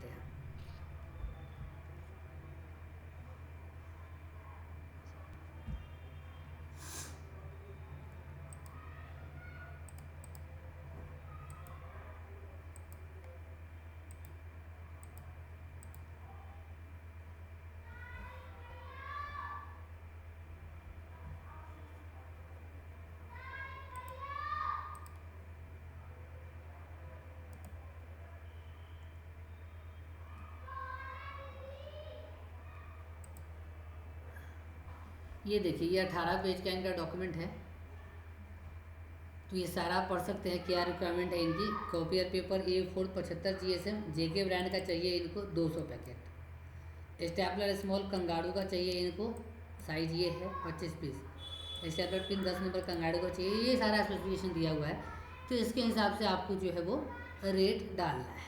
ठीक है, रेट का चार्ट इन्होंने दिया हुआ है, तो आपको रेट जो है यही अपलोड करना है, सेम जैसे इन्होंने दिया हुआ है ना, इसी में आपको पेन से डालना हो पेन से, टाइपिंग करना हो टाइपिंग करके आप यहाँ पे रेट डाल सकते हैं। और रेट, GST और टोटल करके फिर इस पर साइन स्टैम्प करके आप इसको अपलोड कीजिए, फिर वो आपको अपलोड करना है। अब यहाँ देखिए डॉक्यूमेंट की डिटेल इन्होंने दी हुई है सारा कुछ, कि यहाँ पे सारा कुछ इनको डॉक्यूमेंट देना, copy of GST, pan, work order completion certificate, turnover certificate by CA, audited होना चाहिए CA के थ्रू, सर्टिफिकेट रजिस्ट्रेशन होना चाहिए, 3 साल का ये टर्नओवर मांग रहे हैं, undertaking on reserve, rent lease agreement, electricity bill, ये सारा चाहिए। The agency must of the relevant state licence from the designated authority to carry out the stated work including labour licence. ये सारा डॉक्यूमेंट इनको चाहिए। तो ये डॉक्यूमेंट वगैरह भी हम कैसे पढ़ेंगे, ये हम आगे के टेंडर आपको बताएंगे। तो सारा स्पेसिफिकेशन जो यहाँ पे दिया हुआ होता है, टर्म्स एंड कंडीशन सारा कुछ यहाँ पे लिखा होता है, ये पढ़ के आप टेंडर पार्टिसिपेट कर सकते हैं। यहाँ जो है आपका ये रेट वगैरह का होता है, ये सारा कुछ आपका यहाँ पे रेट का लिखा हुआ है, कितना पेज चाहिए, क्या स्पेसिफिकेशन है, सारा कुछ यहाँ पे लिखा हुआ है। इसके हिसाब से आपको यहाँ पे रेट डालना है। ठीक है, अब हम आगे बढ़ते हैं।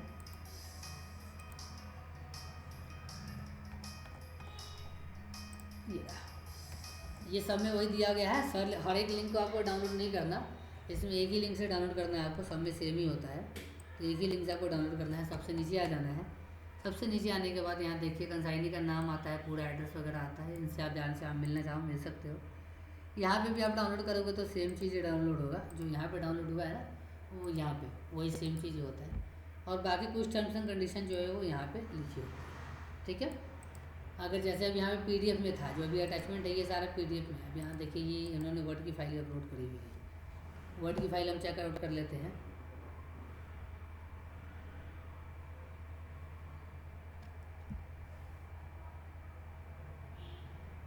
ये यही सेम चीज़ जो है जो इन्होंने PDF में दे रखा है, वही चीज़ इन्होंने वर्ड की कॉपी में दे रखा है। तो ये आपके लिए आसान होगा रेट वेट भरने के लिए, कि आप यहाँ टाइप करके रेट डाल सकते हैं। ठीक है, तो बिड सर्च करने का तो हमारा यही है। बाकी डॉक्यूमेंट वगैरह रीडिंग कैसे करना है, डॉक्यूमेंट रेडी कैसे करना है, वो हम जब टेंडर डालेंगे तब हम आपको बताएंगे। अभी खाली था ये बिड सर्च करने का और बिड की डॉक्यूमेंट को पढ़ने का। अभी हमने बिड की डॉक्यूमेंट पढ़ा है, सिर्फ BOQ बिड। ये हम दोबारा फिर पढ़ेंगे जब हम BOQ बिड में पार्टिसिपेट करेंगे। वैसे ही हम custom bid, single item bid, bunch bid, सबका डॉक्यूमेंट पढ़ना सीखेंगे, डॉक्यूमेंट रेडी करना सीखेंगे और सबके टेंडर में हम पार्टिसिपेट करेंगे। ठीक है, अभी खाली हमने बिड सर्च का देखा है।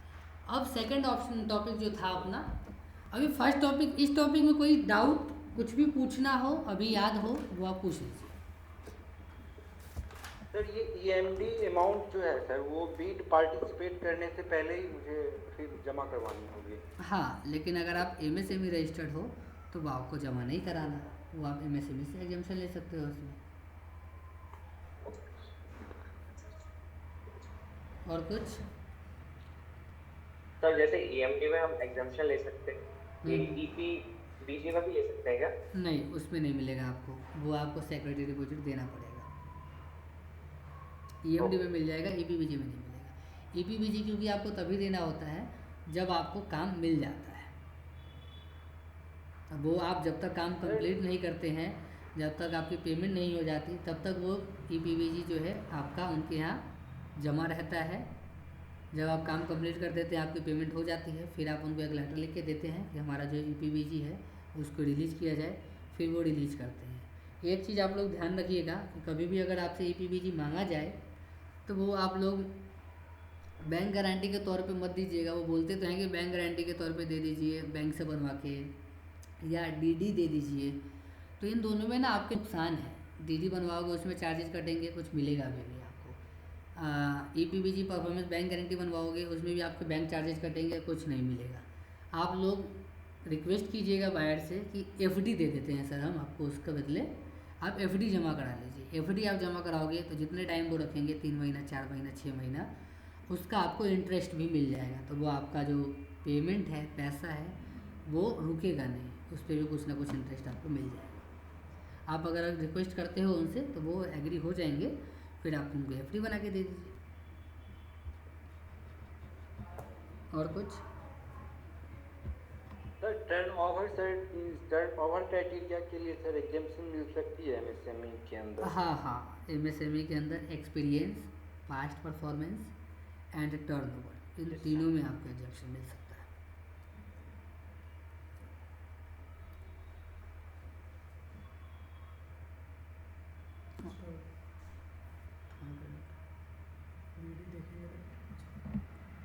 और कोई डाउट किसी को? No sir. अशोक जी, आपने तो कुछ पूछा ही नहीं। नहीं तो बिल्कुल सारा क्लियर हो गया सर। अच्छा, चलिए अच्छी बात है।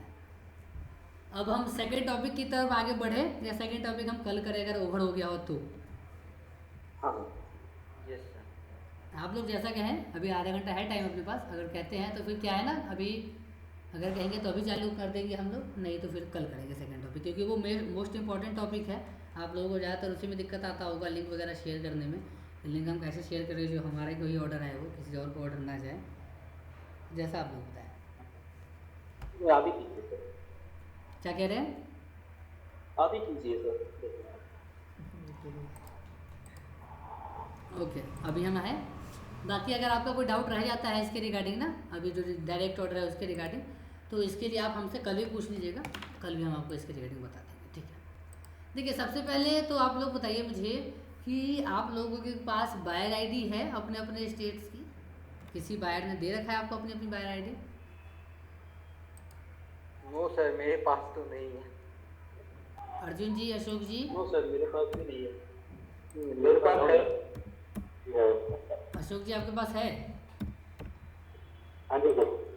हाँ, तो जिनके पास है उनके लिए तो बहुत ज़्यादा इजी होता है, उनको ज़्यादा मगजमारी नहीं करना, उनको तो खाली बस लिंक पे क्लिक करना है, क्वांटिटी डालना है, वहाँ पे दिख जाएगा उनको कि आ रहा है कि नहीं आ रहा है। जिनके पास नहीं है उनके लिए हम बताते हैं किस तरीके से हम देखेंगे।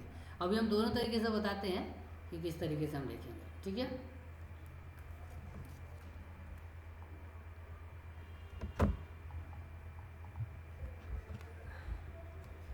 सबसे पहले सेलर आईडी से हम देखते हैं कि सेलर आईडी से हम कैसे चेक करते हैं। किसी एक कैटेगरी का नाम बताइए आप लोग, किसी एक कैटेगरी का, उसी कैटेगरी में हम देखते हैं।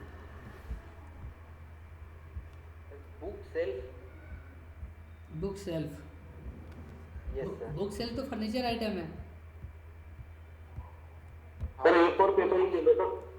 A4 पेपर में तो वैसे ही ज़्यादा वो हो रखा है, A4 पेपर में तो आपको रेट ही नहीं मिलेगा। उसके लिए जो है ना, कार्टेज, कार्टेज देखिए, कार्टेज जो होता है। कार्ट्रिज तो Q2 कैटेगरी है, उसमें ज़्यादा हार्ड नहीं होगा, उसमें तो आपको ऑथोराइजेशन लेके करना है।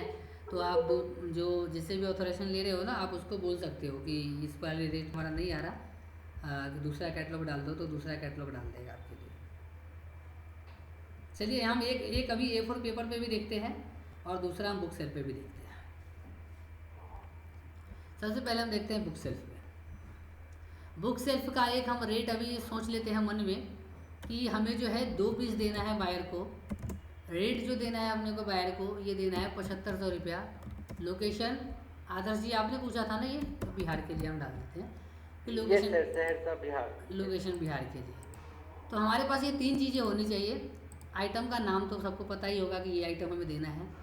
क्वांटिटी आपको पता होना चाहिए कि इस क्वांटिटी के लिए चाहिए। रेट आपको पता होना चाहिए कि इस रेट, ये क्वांटिटी और इस लोकेशन के लिए है। ठीक है, हमें ये पता हो गया कि 2 पीस है, 7500 का रेट है, बिहार लोकेशन के लिए चाहिए अपने को। अब हम यहाँ आ जाते हैं, यहाँ डालते हैं हम बुक सेल्फ। जिस भी आइटम का आपको देखना हो उस आइटम को आप यहाँ पे देख सकते हैं, बुक शेल्फ।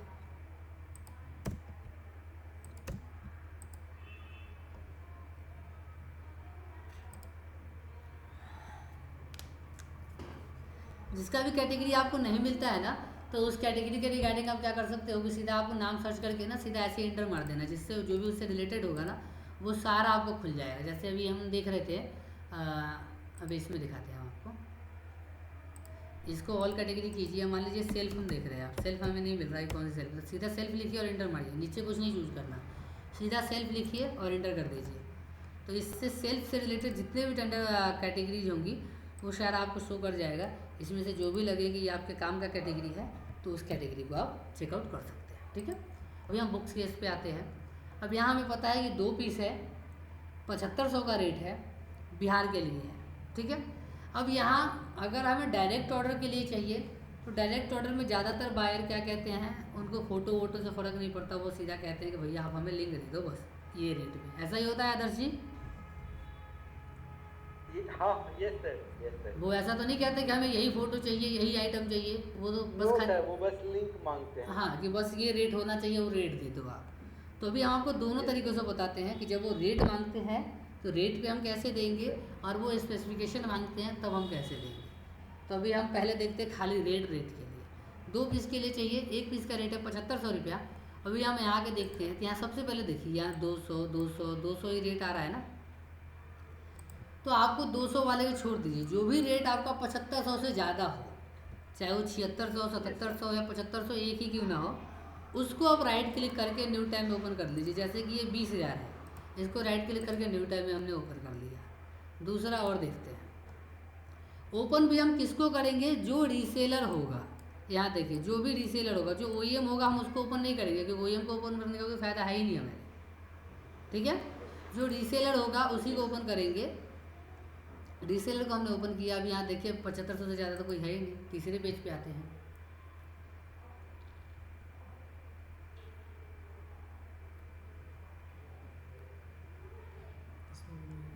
ये आ गया 9000 रुपया। तो ये देखिए हमारे काम का आ गया। इन दोनों को हमने ओपन कर लिया न्यू टैब में। ठीक है, न्यू टैब में ओपन करने के बाद 2 तो अभी हमने कर ही लिया ओपन, 1-2 और देख लेते हैं, कुछ मिल जाए तो 7500 से ज़्यादा, क्योंकि क्या होता है एक बार में मिलता नहीं है, कभी कभार। तीसरा भी हम ओपन कर लेते हैं, ये लिंक ओपन होने में इतना टाइम लगा रहा है। 5वें पेज पे भी देख लेते हैं क्या है। 7500 से जो भी ज़्यादा है उसको हमें ओपन करना है और रीसेलर को ओपन करना है, बस ये ध्यान देना है। ये भी रीसेलर है, इसको भी ओपन कर देते हैं। ठीक है, अब ये 4-5 लिंक हमने ओपन कर दिया। अब 4-5 लिंक में यहाँ देखिए, यहाँ तो रेट आ गया फिर 800। अभी हमने देखा था बाहर 7500 से ज़्यादा 20000 रेट था, यहाँ आ गया 800 रेट।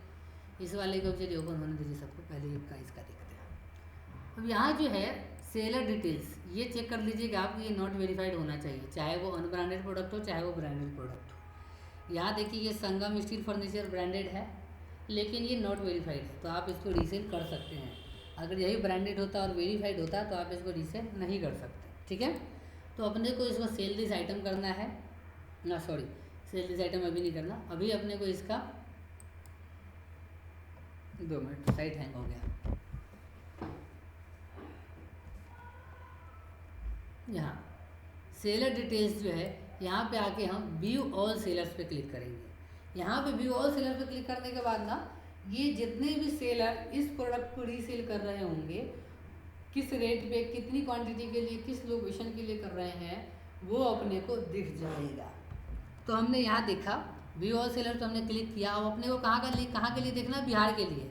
तो हम सीधा करेंगे कंट्रोल F, यहाँ डालेंगे बिहार और करेंगे इंटर। अब बिहार के लिए इंटर हम कर रहे हैं, देखिए बिहार के लिए कोई बेच ही नहीं रहा, एक का भी नाम नहीं आया। दिल्ली डाल के देखते हैं, दिल्ली पे 3 बंदों का नाम आ रहा है। एक बंदा दे रहा है 19,000 रुपये में, कितनी क्वांटिटी?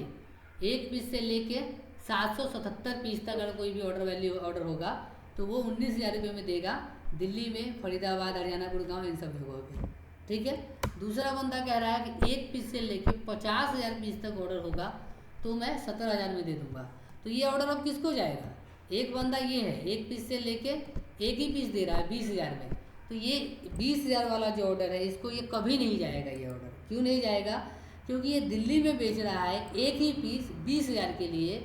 यही दूसरा सेलर जो है 1 पीस बेच रहा है 19,000 के लिए, और तीसरा सेलर जो है ये 1 पीस बेच रहा है 17,000 के लिए। तो अब आप बताइए कि 1 पीस दिल्ली लोकेशन में किसको जाएगा ऑर्डर? ये 17,000। हाँ, तो ये जाएगा 17,000 वाले को। तो यही आपको ध्यान देना होता है लिंक शेयर करते थे।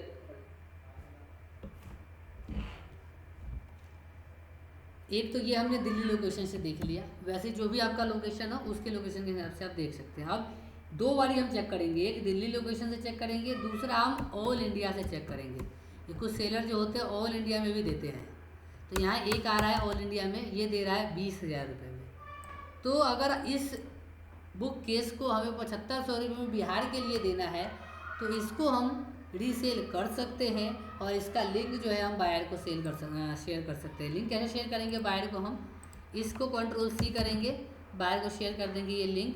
दूसरा हम बायर को शेयर करेंगे ये प्रोडक्ट ID। तीसरा हम बायर को शेयर करेंगे अपना रेट। उसके बाद हम शेयर करेंगे available quantity and minimum quantity. ये 5 चीज़ें हम बायर को शेयर करेंगे अपने प्रोडक्ट की पहचान के लिए। ठीक है। तो यहाँ हमने देखा सेलर ID से कि हम अपना प्रोडक्ट कैसे पहचानेंगे कि ये हमारा प्रोडक्ट है, और इसको हम रीसेल कैसे करेंगे अपने लोकेशन के लिए। तो अगर हमको ये बिहार के लिए देना है तो बिहार में हम 7500 रेट में इसको आराम से दे सकते हैं। और यही अगर हमें दिल्ली के लिए देना है तो दिल्ली में हम 1 पीस 17,000 से कम, मतलब कि 16,999 रुपये में हम ये प्रोडक्ट दे सकते हैं दिल्ली में। यहाँ तक कोई doubt? No sir. Arjun ji, Ashok ji? No sir. ये तो है सेलर ID।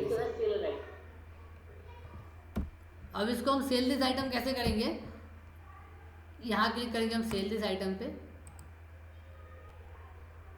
बाकी विंडो को हम कट कर देते हैं क्योंकि हमारा तो प्रोडक्ट एक ही बार में मिल गया। सेल दिस आइटम पे क्लिक करा तो ये आपको तो वीडियो में पहले भी देखा होगा आपने, अगर हमारा, तो उसमें बताया गया है कि प्रोडक्ट कैसे डालते हैं हम। ये थोड़ा सा शॉर्ट में भी आपको ऐसे बता देते हैं।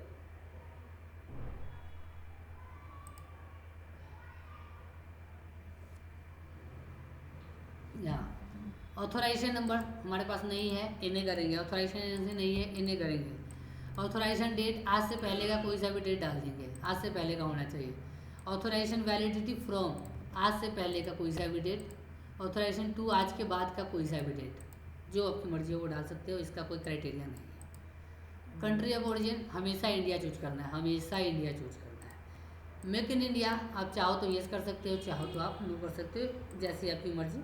इससे कोई फ़र्क नहीं पड़ता, इतना कुछ भी फ़र्क नहीं पड़ता इससे। हाँ, इसका फ़र्क पड़ता है थोड़ा सा L1 बनाते टाइम, तो ज़्यादातर कोशिश करो कि आप येस ही करके चलो, वो ज़्यादा बेहतर है। SKU में कुछ नहीं डालना, ये ब्लैंक ही छोड़ना है अपने को, क्योंकि यहाँ पे रेड मार्क का नहीं दिया हुआ। HSN कोड में भी अगर हम डालना चाहें तो डाल सकते हैं, नहीं तो ऐसे ब्लैंक छोड़ सकते हैं क्योंकि रेड मार्क का नहीं है। MRP यहाँ ऑटोमेटिक ले लेता है। ऑफर प्राइस जो हमें डालना है, क्या डालना था हमें? 7500 रुपया। बिहार के लिए 7500 डाल दिया हमने। उसके बाद लोकेशन डालना है, कहाँ के लिए दे रहे हैं हम ये प्रोडक्ट, बिहार के लिए, तो यहाँ बिहार चूज कर लेंगे। करंट स्टॉक कितनी डालेंगे हम, यहाँ पहचान करने के लिए हमें जो स्टॉक डालना है, एक ज़्यादा स्टॉक डालिए, 3 डालिए, 2 भी देना है ना, तो यहाँ 3 डालिए। मिनिमम क्वांटिटी 1 डालिए।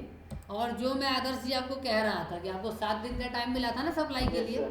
यही lead time for direct purchase, यहाँ देखिए रेंज लिखा है ना 1 से लेके 45 तक, यहाँ आप मैक्सिमम 45 डालते ना तो आपको 45 दिन का टाइम मिलता है उसको सप्लाई करने के लिए।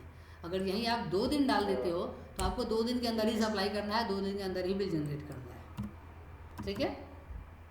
Yes sir. तो ये जितना ज़्यादा हो उतना ज़्यादा ही डाल के रखिए, वो बेहतर रहता है। बिल वगैरह बनाने के लिए, सप्लाई करने के लिए आपको टाइम मिल जाता है। लेट डिलीवरी चार्जेज नहीं करते हैं, वरना किसी किसी डिपार्टमेंट में क्या होता है लेट डिलीवरी चार्जेज भी करते हैं, ठीक है। अब इसको हम सेव कर देते हैं। रिव्यू टर्म्स एंड कंडीशन, इस विंडो को कट कीजिए, कैप्चा भरिए LTTGNK और इसको पब्लिश कर दीजिए। ये हो गया पब्लिश। 1 मिनट में ये पब्लिश हो जाएगा।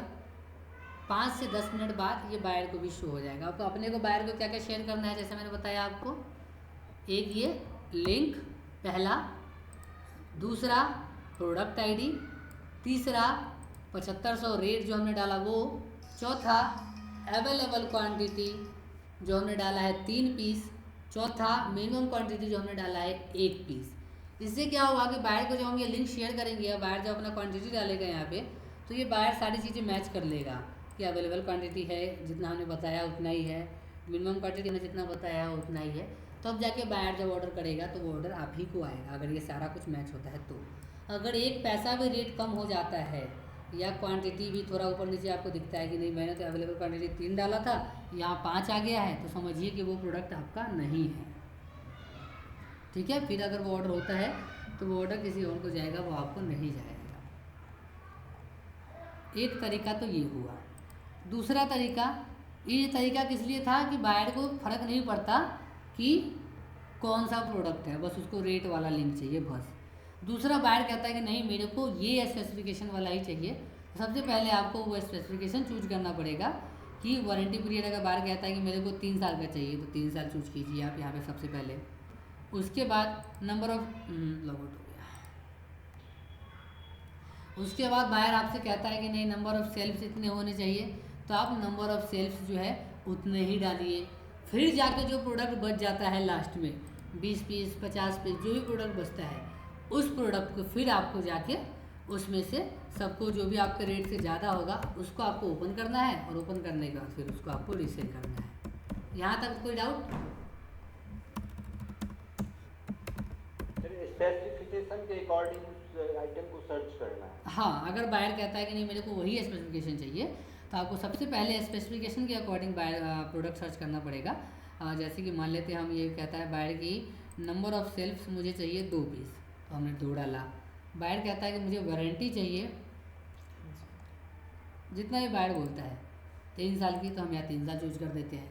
बायर कुछ और कहता है कि मेरे को पॉलिश ऐसा चाहिए, थिकनेस ऐसा चाहिए, नंबर ऑफ़ डोर ऐसा चाहिए, कलर ये चाहिए, तो जो भी चाहिए वो आपको यहाँ से सर्च करना है। और बाकी जो प्रोडक्ट बच जाते हैं उन प्रोडक्ट्स में आपको अपना प्रोडक्ट चूज करना है। जैसे यहाँ देखिए हमने सारा स्पेसिफिकेशन लगा दिया, बायर ये 3 स्पेसिफिकेशन कह रहा था, हमने ये 3 लगा दिया। अब जो भी प्रोडक्ट बचा है उस प्रोडक्ट में से किसी एक प्रोडक्ट को हम रीसेल कर सकते हैं, ठीक है। कैसे रीसेल करेंगे? सबको जो 7500 से ज़्यादा वाला है सबको ओपन करेंगे रीसेलर वाले को, और वहाँ अपना हम प्रोडक्ट चेक करेंगे, ठीक है। और अगर हमारे स्टेट में हमसे कम रेट में कोई नहीं दे रहा तो उसको हम अपने स्टेट में रीसेल कर देंगे, ठीक है। यहाँ तक कोई डाउट? No sir. और ये ध्यान रखना है कि हमेशा हम वही प्रोडक्ट ओपन करेंगे जो रीसेलर होगा, OEM वाला ओपन नहीं करेंगे। OEM को हम, क्योंकि अगर हम सेल्स आइटम करते भी हैं, पेयर करते भी हैं, तो वो पेंडिंग में ही रह जाएगा, वो कभी पब्लिश नहीं होगा। तो आपको हमेशा उसी को ओपन करना है। अब कभी कभार क्या हो जाता है कि यहाँ देखिए ये OEM है, ये रीसेलर है, ये रीसेलर लेकिन गोदरेज का है, तो गोदरेज वाला हमेशा वेरीफाइड होता है। इसको ओपन करके मैं दिखा भी देता हूँ आपको। ये सारा OEM है, इसको नहीं कर सकते। ये भी OEM है, ये रीसेलर है लेकिन 7000 ही रेट है, तो इसको भी ओपन करते हैं। ये रीसेलर है लेकिन 5000 ही रेट है। अब देखिए गोदरेज वाला जो है, गोदरेज वाला तो हमेशा वेरीफाइड ही होता है, ये मतलब नॉट वेरीफाइड होता ही नहीं है ब्रांड। यहाँ देखिए उसके बाद जो है दूसरा ब्रांड कौन सा है? HR Miller. तीसरा है SRK। तो यहाँ देखिए SRK जो ब्रांड है ये नॉट वेरीफाइड ब्रांड है, तो इसको भी सेम अपने को वही व्यू और सेलर पे क्लिक करके देख लेना है कि हमारे स्टेट में हमारी क्वांटिटी के लिए कोई कम पे तो नहीं दे रहा।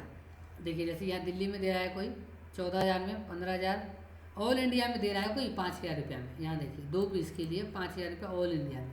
तो ये हमारा तो क्या, ये हमारा हो नहीं सकता अब, क्योंकि 2 पीस ही हमें देना है और ये 2 पीस ही दे रहा है 5,000 रुपये में ऑल इंडिया में, वो भी ये हमारा रेट जाएगा नहीं। इसको कट कर देते हैं, अगला देखते हैं। यहाँ देखिए एक नॉट वेरीफाइड है और एक वेरीफाइड है, तो इसको आप रीसेल कर सकते हैं। इसमें थोड़ा सा टाइम लग जाता है, ये भी हो जाता है पब्लिश। इसको भी हम व्यू ऑल सेलर्स पे क्लिक करेंगे और वैसे ही सर्च कर लेंगे जैसे हमने पिछली बार सर्च करा था, इस तरीके से। ठीक है, यहाँ पे देखिए ऑल इंडिया 8400, पंजाब में 7,000 में दे रहा है कोई, ये ऑल इंडिया में दे रहेगा 8200 में, ये दे रहा है 8500 में। तो इसको हम कर सकते हैं 7500 में बेच सकते हैं बिहार में, है ना, 2 पीस। अगर इसको हमें दिल्ली में भी बेचना है तो इसको हम दिल्ली में भी बेच सकते हैं 2 पीस 7500 में, क्योंकि ऑल इंडिया में ये दे रहा है 8200 में, ये 7,000 में दे रहा है, लेकिन ये पंजाब में दे रहा है तो ये हमसे फ़र्क नहीं पड़ता। ये ऑल इंडिया 8400, ये 8500, तो इसको हम दिल्ली में भी बेचना चाहते हैं तो हम इसको दिल्ली में भी बेच सकते हैं। ठीक है, तो इस तरीके से जो है हम प्रोडक्ट को सेलर आईडी से चूज करते हैं और अपना ही प्रोडक्ट का लिंक बायर को हम शेयर करते हैं, जिससे बायर जो है अपने को ही ऑर्डर करता है। तो ये तो हो गया सेलर आईडी से। अगर अपने को यही बायर आईडी से चेक करना है तो बायर आईडी से भी नहीं। अभी मैं दूसरा ट्रिक बताता हूँ आपको, जो एक ट्रिक रह गया कि मान लीजिए यहाँ 5,000 रेट आ रहा है, यही बिहार के लिए ही आता, तो इस लिंक को हम सबसे पहले कॉपी कर लेते हैं, बायर की आईडी को लॉगिन कर लेंगे और यहाँ जो है अपना सेलर रजिस्टर्ड एड्रेस डाल देंगे। सेलर रजिस्टर्ड एड्रेस आपका कहाँ का आया था जी? सहरसा। Yes sir, Saharsa. अब यहाँ सहरसा डालेंगे ना, तो सहरसा डिस्ट्रिक्ट में जो भी सेलर रजिस्टर्ड होगा उसी का प्रोडक्ट यहाँ शो होगा, बाकी का शो नहीं होगा। देखिए सहरसा डिस्ट्रिक्ट में कोई भी सेलर नहीं है, तो चाहे कोई प्रोडक्ट यहाँ मान लेते हैं कि यही प्रोडक्ट, एक ही प्रोडक्ट बचा था और हमारे से कम रेट में ये बंदा दे रहा था, हमें 7500 में देना है, लेकिन ये बंदा 5,000 में दे रहा था, लेकिन मुझे भी देना है यही प्रोडक्ट, क्योंकि दूसरा प्रोडक्ट मुझे चाहिए नहीं, बायर दूसरे प्रोडक्ट के लिए हाँ कह नहीं रहा, यही प्रोडक्ट मुझे भी देना है। तो उसके लिए आप क्या कर सकते हैं, ये जो लिंक बना आपका, इस लिंक को कॉपी कीजिए, बायर को शेयर कीजिए और बायर को बोलिए कि भैया यहाँ पे आप डाल देना मेरा डिस्ट्रिक्ट का नाम सहरसा, तो यहाँ मेरा ही प्रोडक्ट सिंगल शो करेगा सहरसा, और यहाँ बायर अपनी क्वांटिटी डाल के उसको काट कर लेगा। वही सेम प्रोडक्ट जो 5,000 का बिक रहा था बिहार में 2 पीस के लिए, वही सेम प्रोडक्ट 7500 के रेट में 2 पीस आप काट करा सकते हो, इस तरीके से। अशोक जी आपका डाउट क्लियर हुआ? जो आप बता रहे थे कि आपका लिंक नहीं मिलता, रेट कम हो जाता है। हाँ सर, वो क्लियर हुआ सर, एक बार प्रैक्टिकल करके दिखा देना एक बार। हाँ, जो आपका प्रोडक्ट अगर कोई वैसा है तो आप दिखाना एक बार, नहीं तो जो भी आपका कैटलॉग है ना, ये लोग मैं आपको एक देता हूँ, 2-2 कैटलॉग आप तीनों जने कल आईडी अपनी अपनी आईडी में ऐड करना, एक एक क्वांटिटी, मतलब अपना मन से एक क्वांटिटी चूज कर लेना और एक रेट चूज कर लेना, और वो आप लोग एक बार मेरे को अपनी आईडी में पब्लिश करके दिखाना और लिंक मेरे को शेयर कर देना, 7042 वाले नंबर पे आप लिंक शेयर कर देना। तो फिर हम उसको कल चेक करेंगे कि इसने लिंक सही बनाया है। ठीक है, ठीक है, ठीक है सर। तो ये तो हुआ सेलर आईडी से। बायर आईडी से तो बहुत ईजी होता है। बायर आईडी से तो आप सीधा बायर आईडी लॉगिन कीजिए और वहाँ अपनी क्वांटिटी डालिए। वो मैं आपको बायर आईडी से भी एक दिखा देता हूँ करके।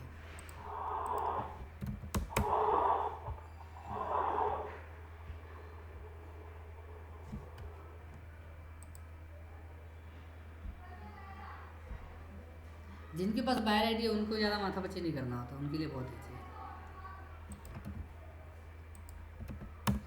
बायर आईडी से क्या है, CATKT.ASI।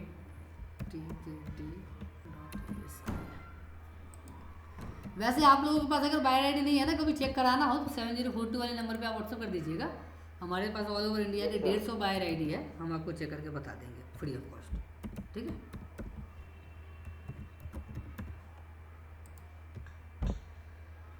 सपोर्ट पूरा मिलेगा, बस आप लोग जुड़े रहिए और बने रहिए। Yes sir. ये हमने बायर आईडी लॉगिन कर ली। अब जैसे हम बुक सेल्फी की बात कर रहे थे, हम बुक सेल्फी को ओपन करते हैं, बुक केस। यहाँ हम सेम चीज़ डालते हैं कि हमें दिल्ली के लिए चूज करना है, क्योंकि ये बायर आईडी जो है ये बायर आईडी दिल्ली की ही है, तो हम दिल्ली का ही प्रोडक्ट देख सकते हैं, बिहार का प्रोडक्ट नहीं देख सकते। ठीक है, जहाँ की बायर आईडी होती है वहीं का प्रोडक्ट हम चेकआउट कर सकते हैं। ठीक है, और हमें दिल्ली के लिए देखना है तो हम सीधा क्वांटिटी यहाँ 2 डाल देते हैं, लोकेशन हमने दिल्ली डाल दी और यहाँ कर दिया सर्च। अब 7500 गुना 2 कितना बनेगा अपना, 7500 गुना 2 15,000 रुपये बनेगा। अब यहाँ देखिए, यहाँ जो प्रोडक्ट आपको दिख रहा है ये सारा रेट दिख रहा है आपको 2 पीस के लिए। ये 2 पीस दिल्ली में कोई दे रहा है 11,900 में, ये दे रहा है 14,000 में, ये 14,599 में। लीजिए ये आ गया 18,000 में। बस इस लिंक को आप कॉपी कीजिए। 15,000 से ज़्यादा है ना, ये आपको तो 15,000 ही चाहिए रेट 2 पीस का। Yes sir. अब ये 2 पीस का रेट 18,000 है, उससे ज़्यादा है। बस इस लिंक को आप यहाँ से राइट क्लिक करके कॉपी कर लीजिए। कॉपी करने के बाद अपनी सेलर आईडी में लॉगिन कीजिए और सेलर आईडी में लिंक डालिए। लिंक डाल के इसको सेल दिस आइटम कर दीजिए। 2 मिनट में आपका काम हो गया। और यही लिंक आप बायर को शेयर कर दीजिए, बायर आपको ऑर्डर कर देगा। बस बायर आईडी से ये ईजी होता है। यहाँ तक कोई डाउट? No sir. बस आज का क्लास इतना ही होगा। बाकी अगर आपको कुछ पूछना है वैसे तो आप पूछ लीजिए। सर मुझे एक सर्विस की बिड डालनी थी सर। वो सर्विस की बिट जब हम सर्विस बिट जब हम डालेंगे तब बता देंगे हम आपको। और कुछ? अशोक जी, अर्जुन जी, और कोई डाउट? ठीक है, बस आज के लिए हम थैंक यू। तो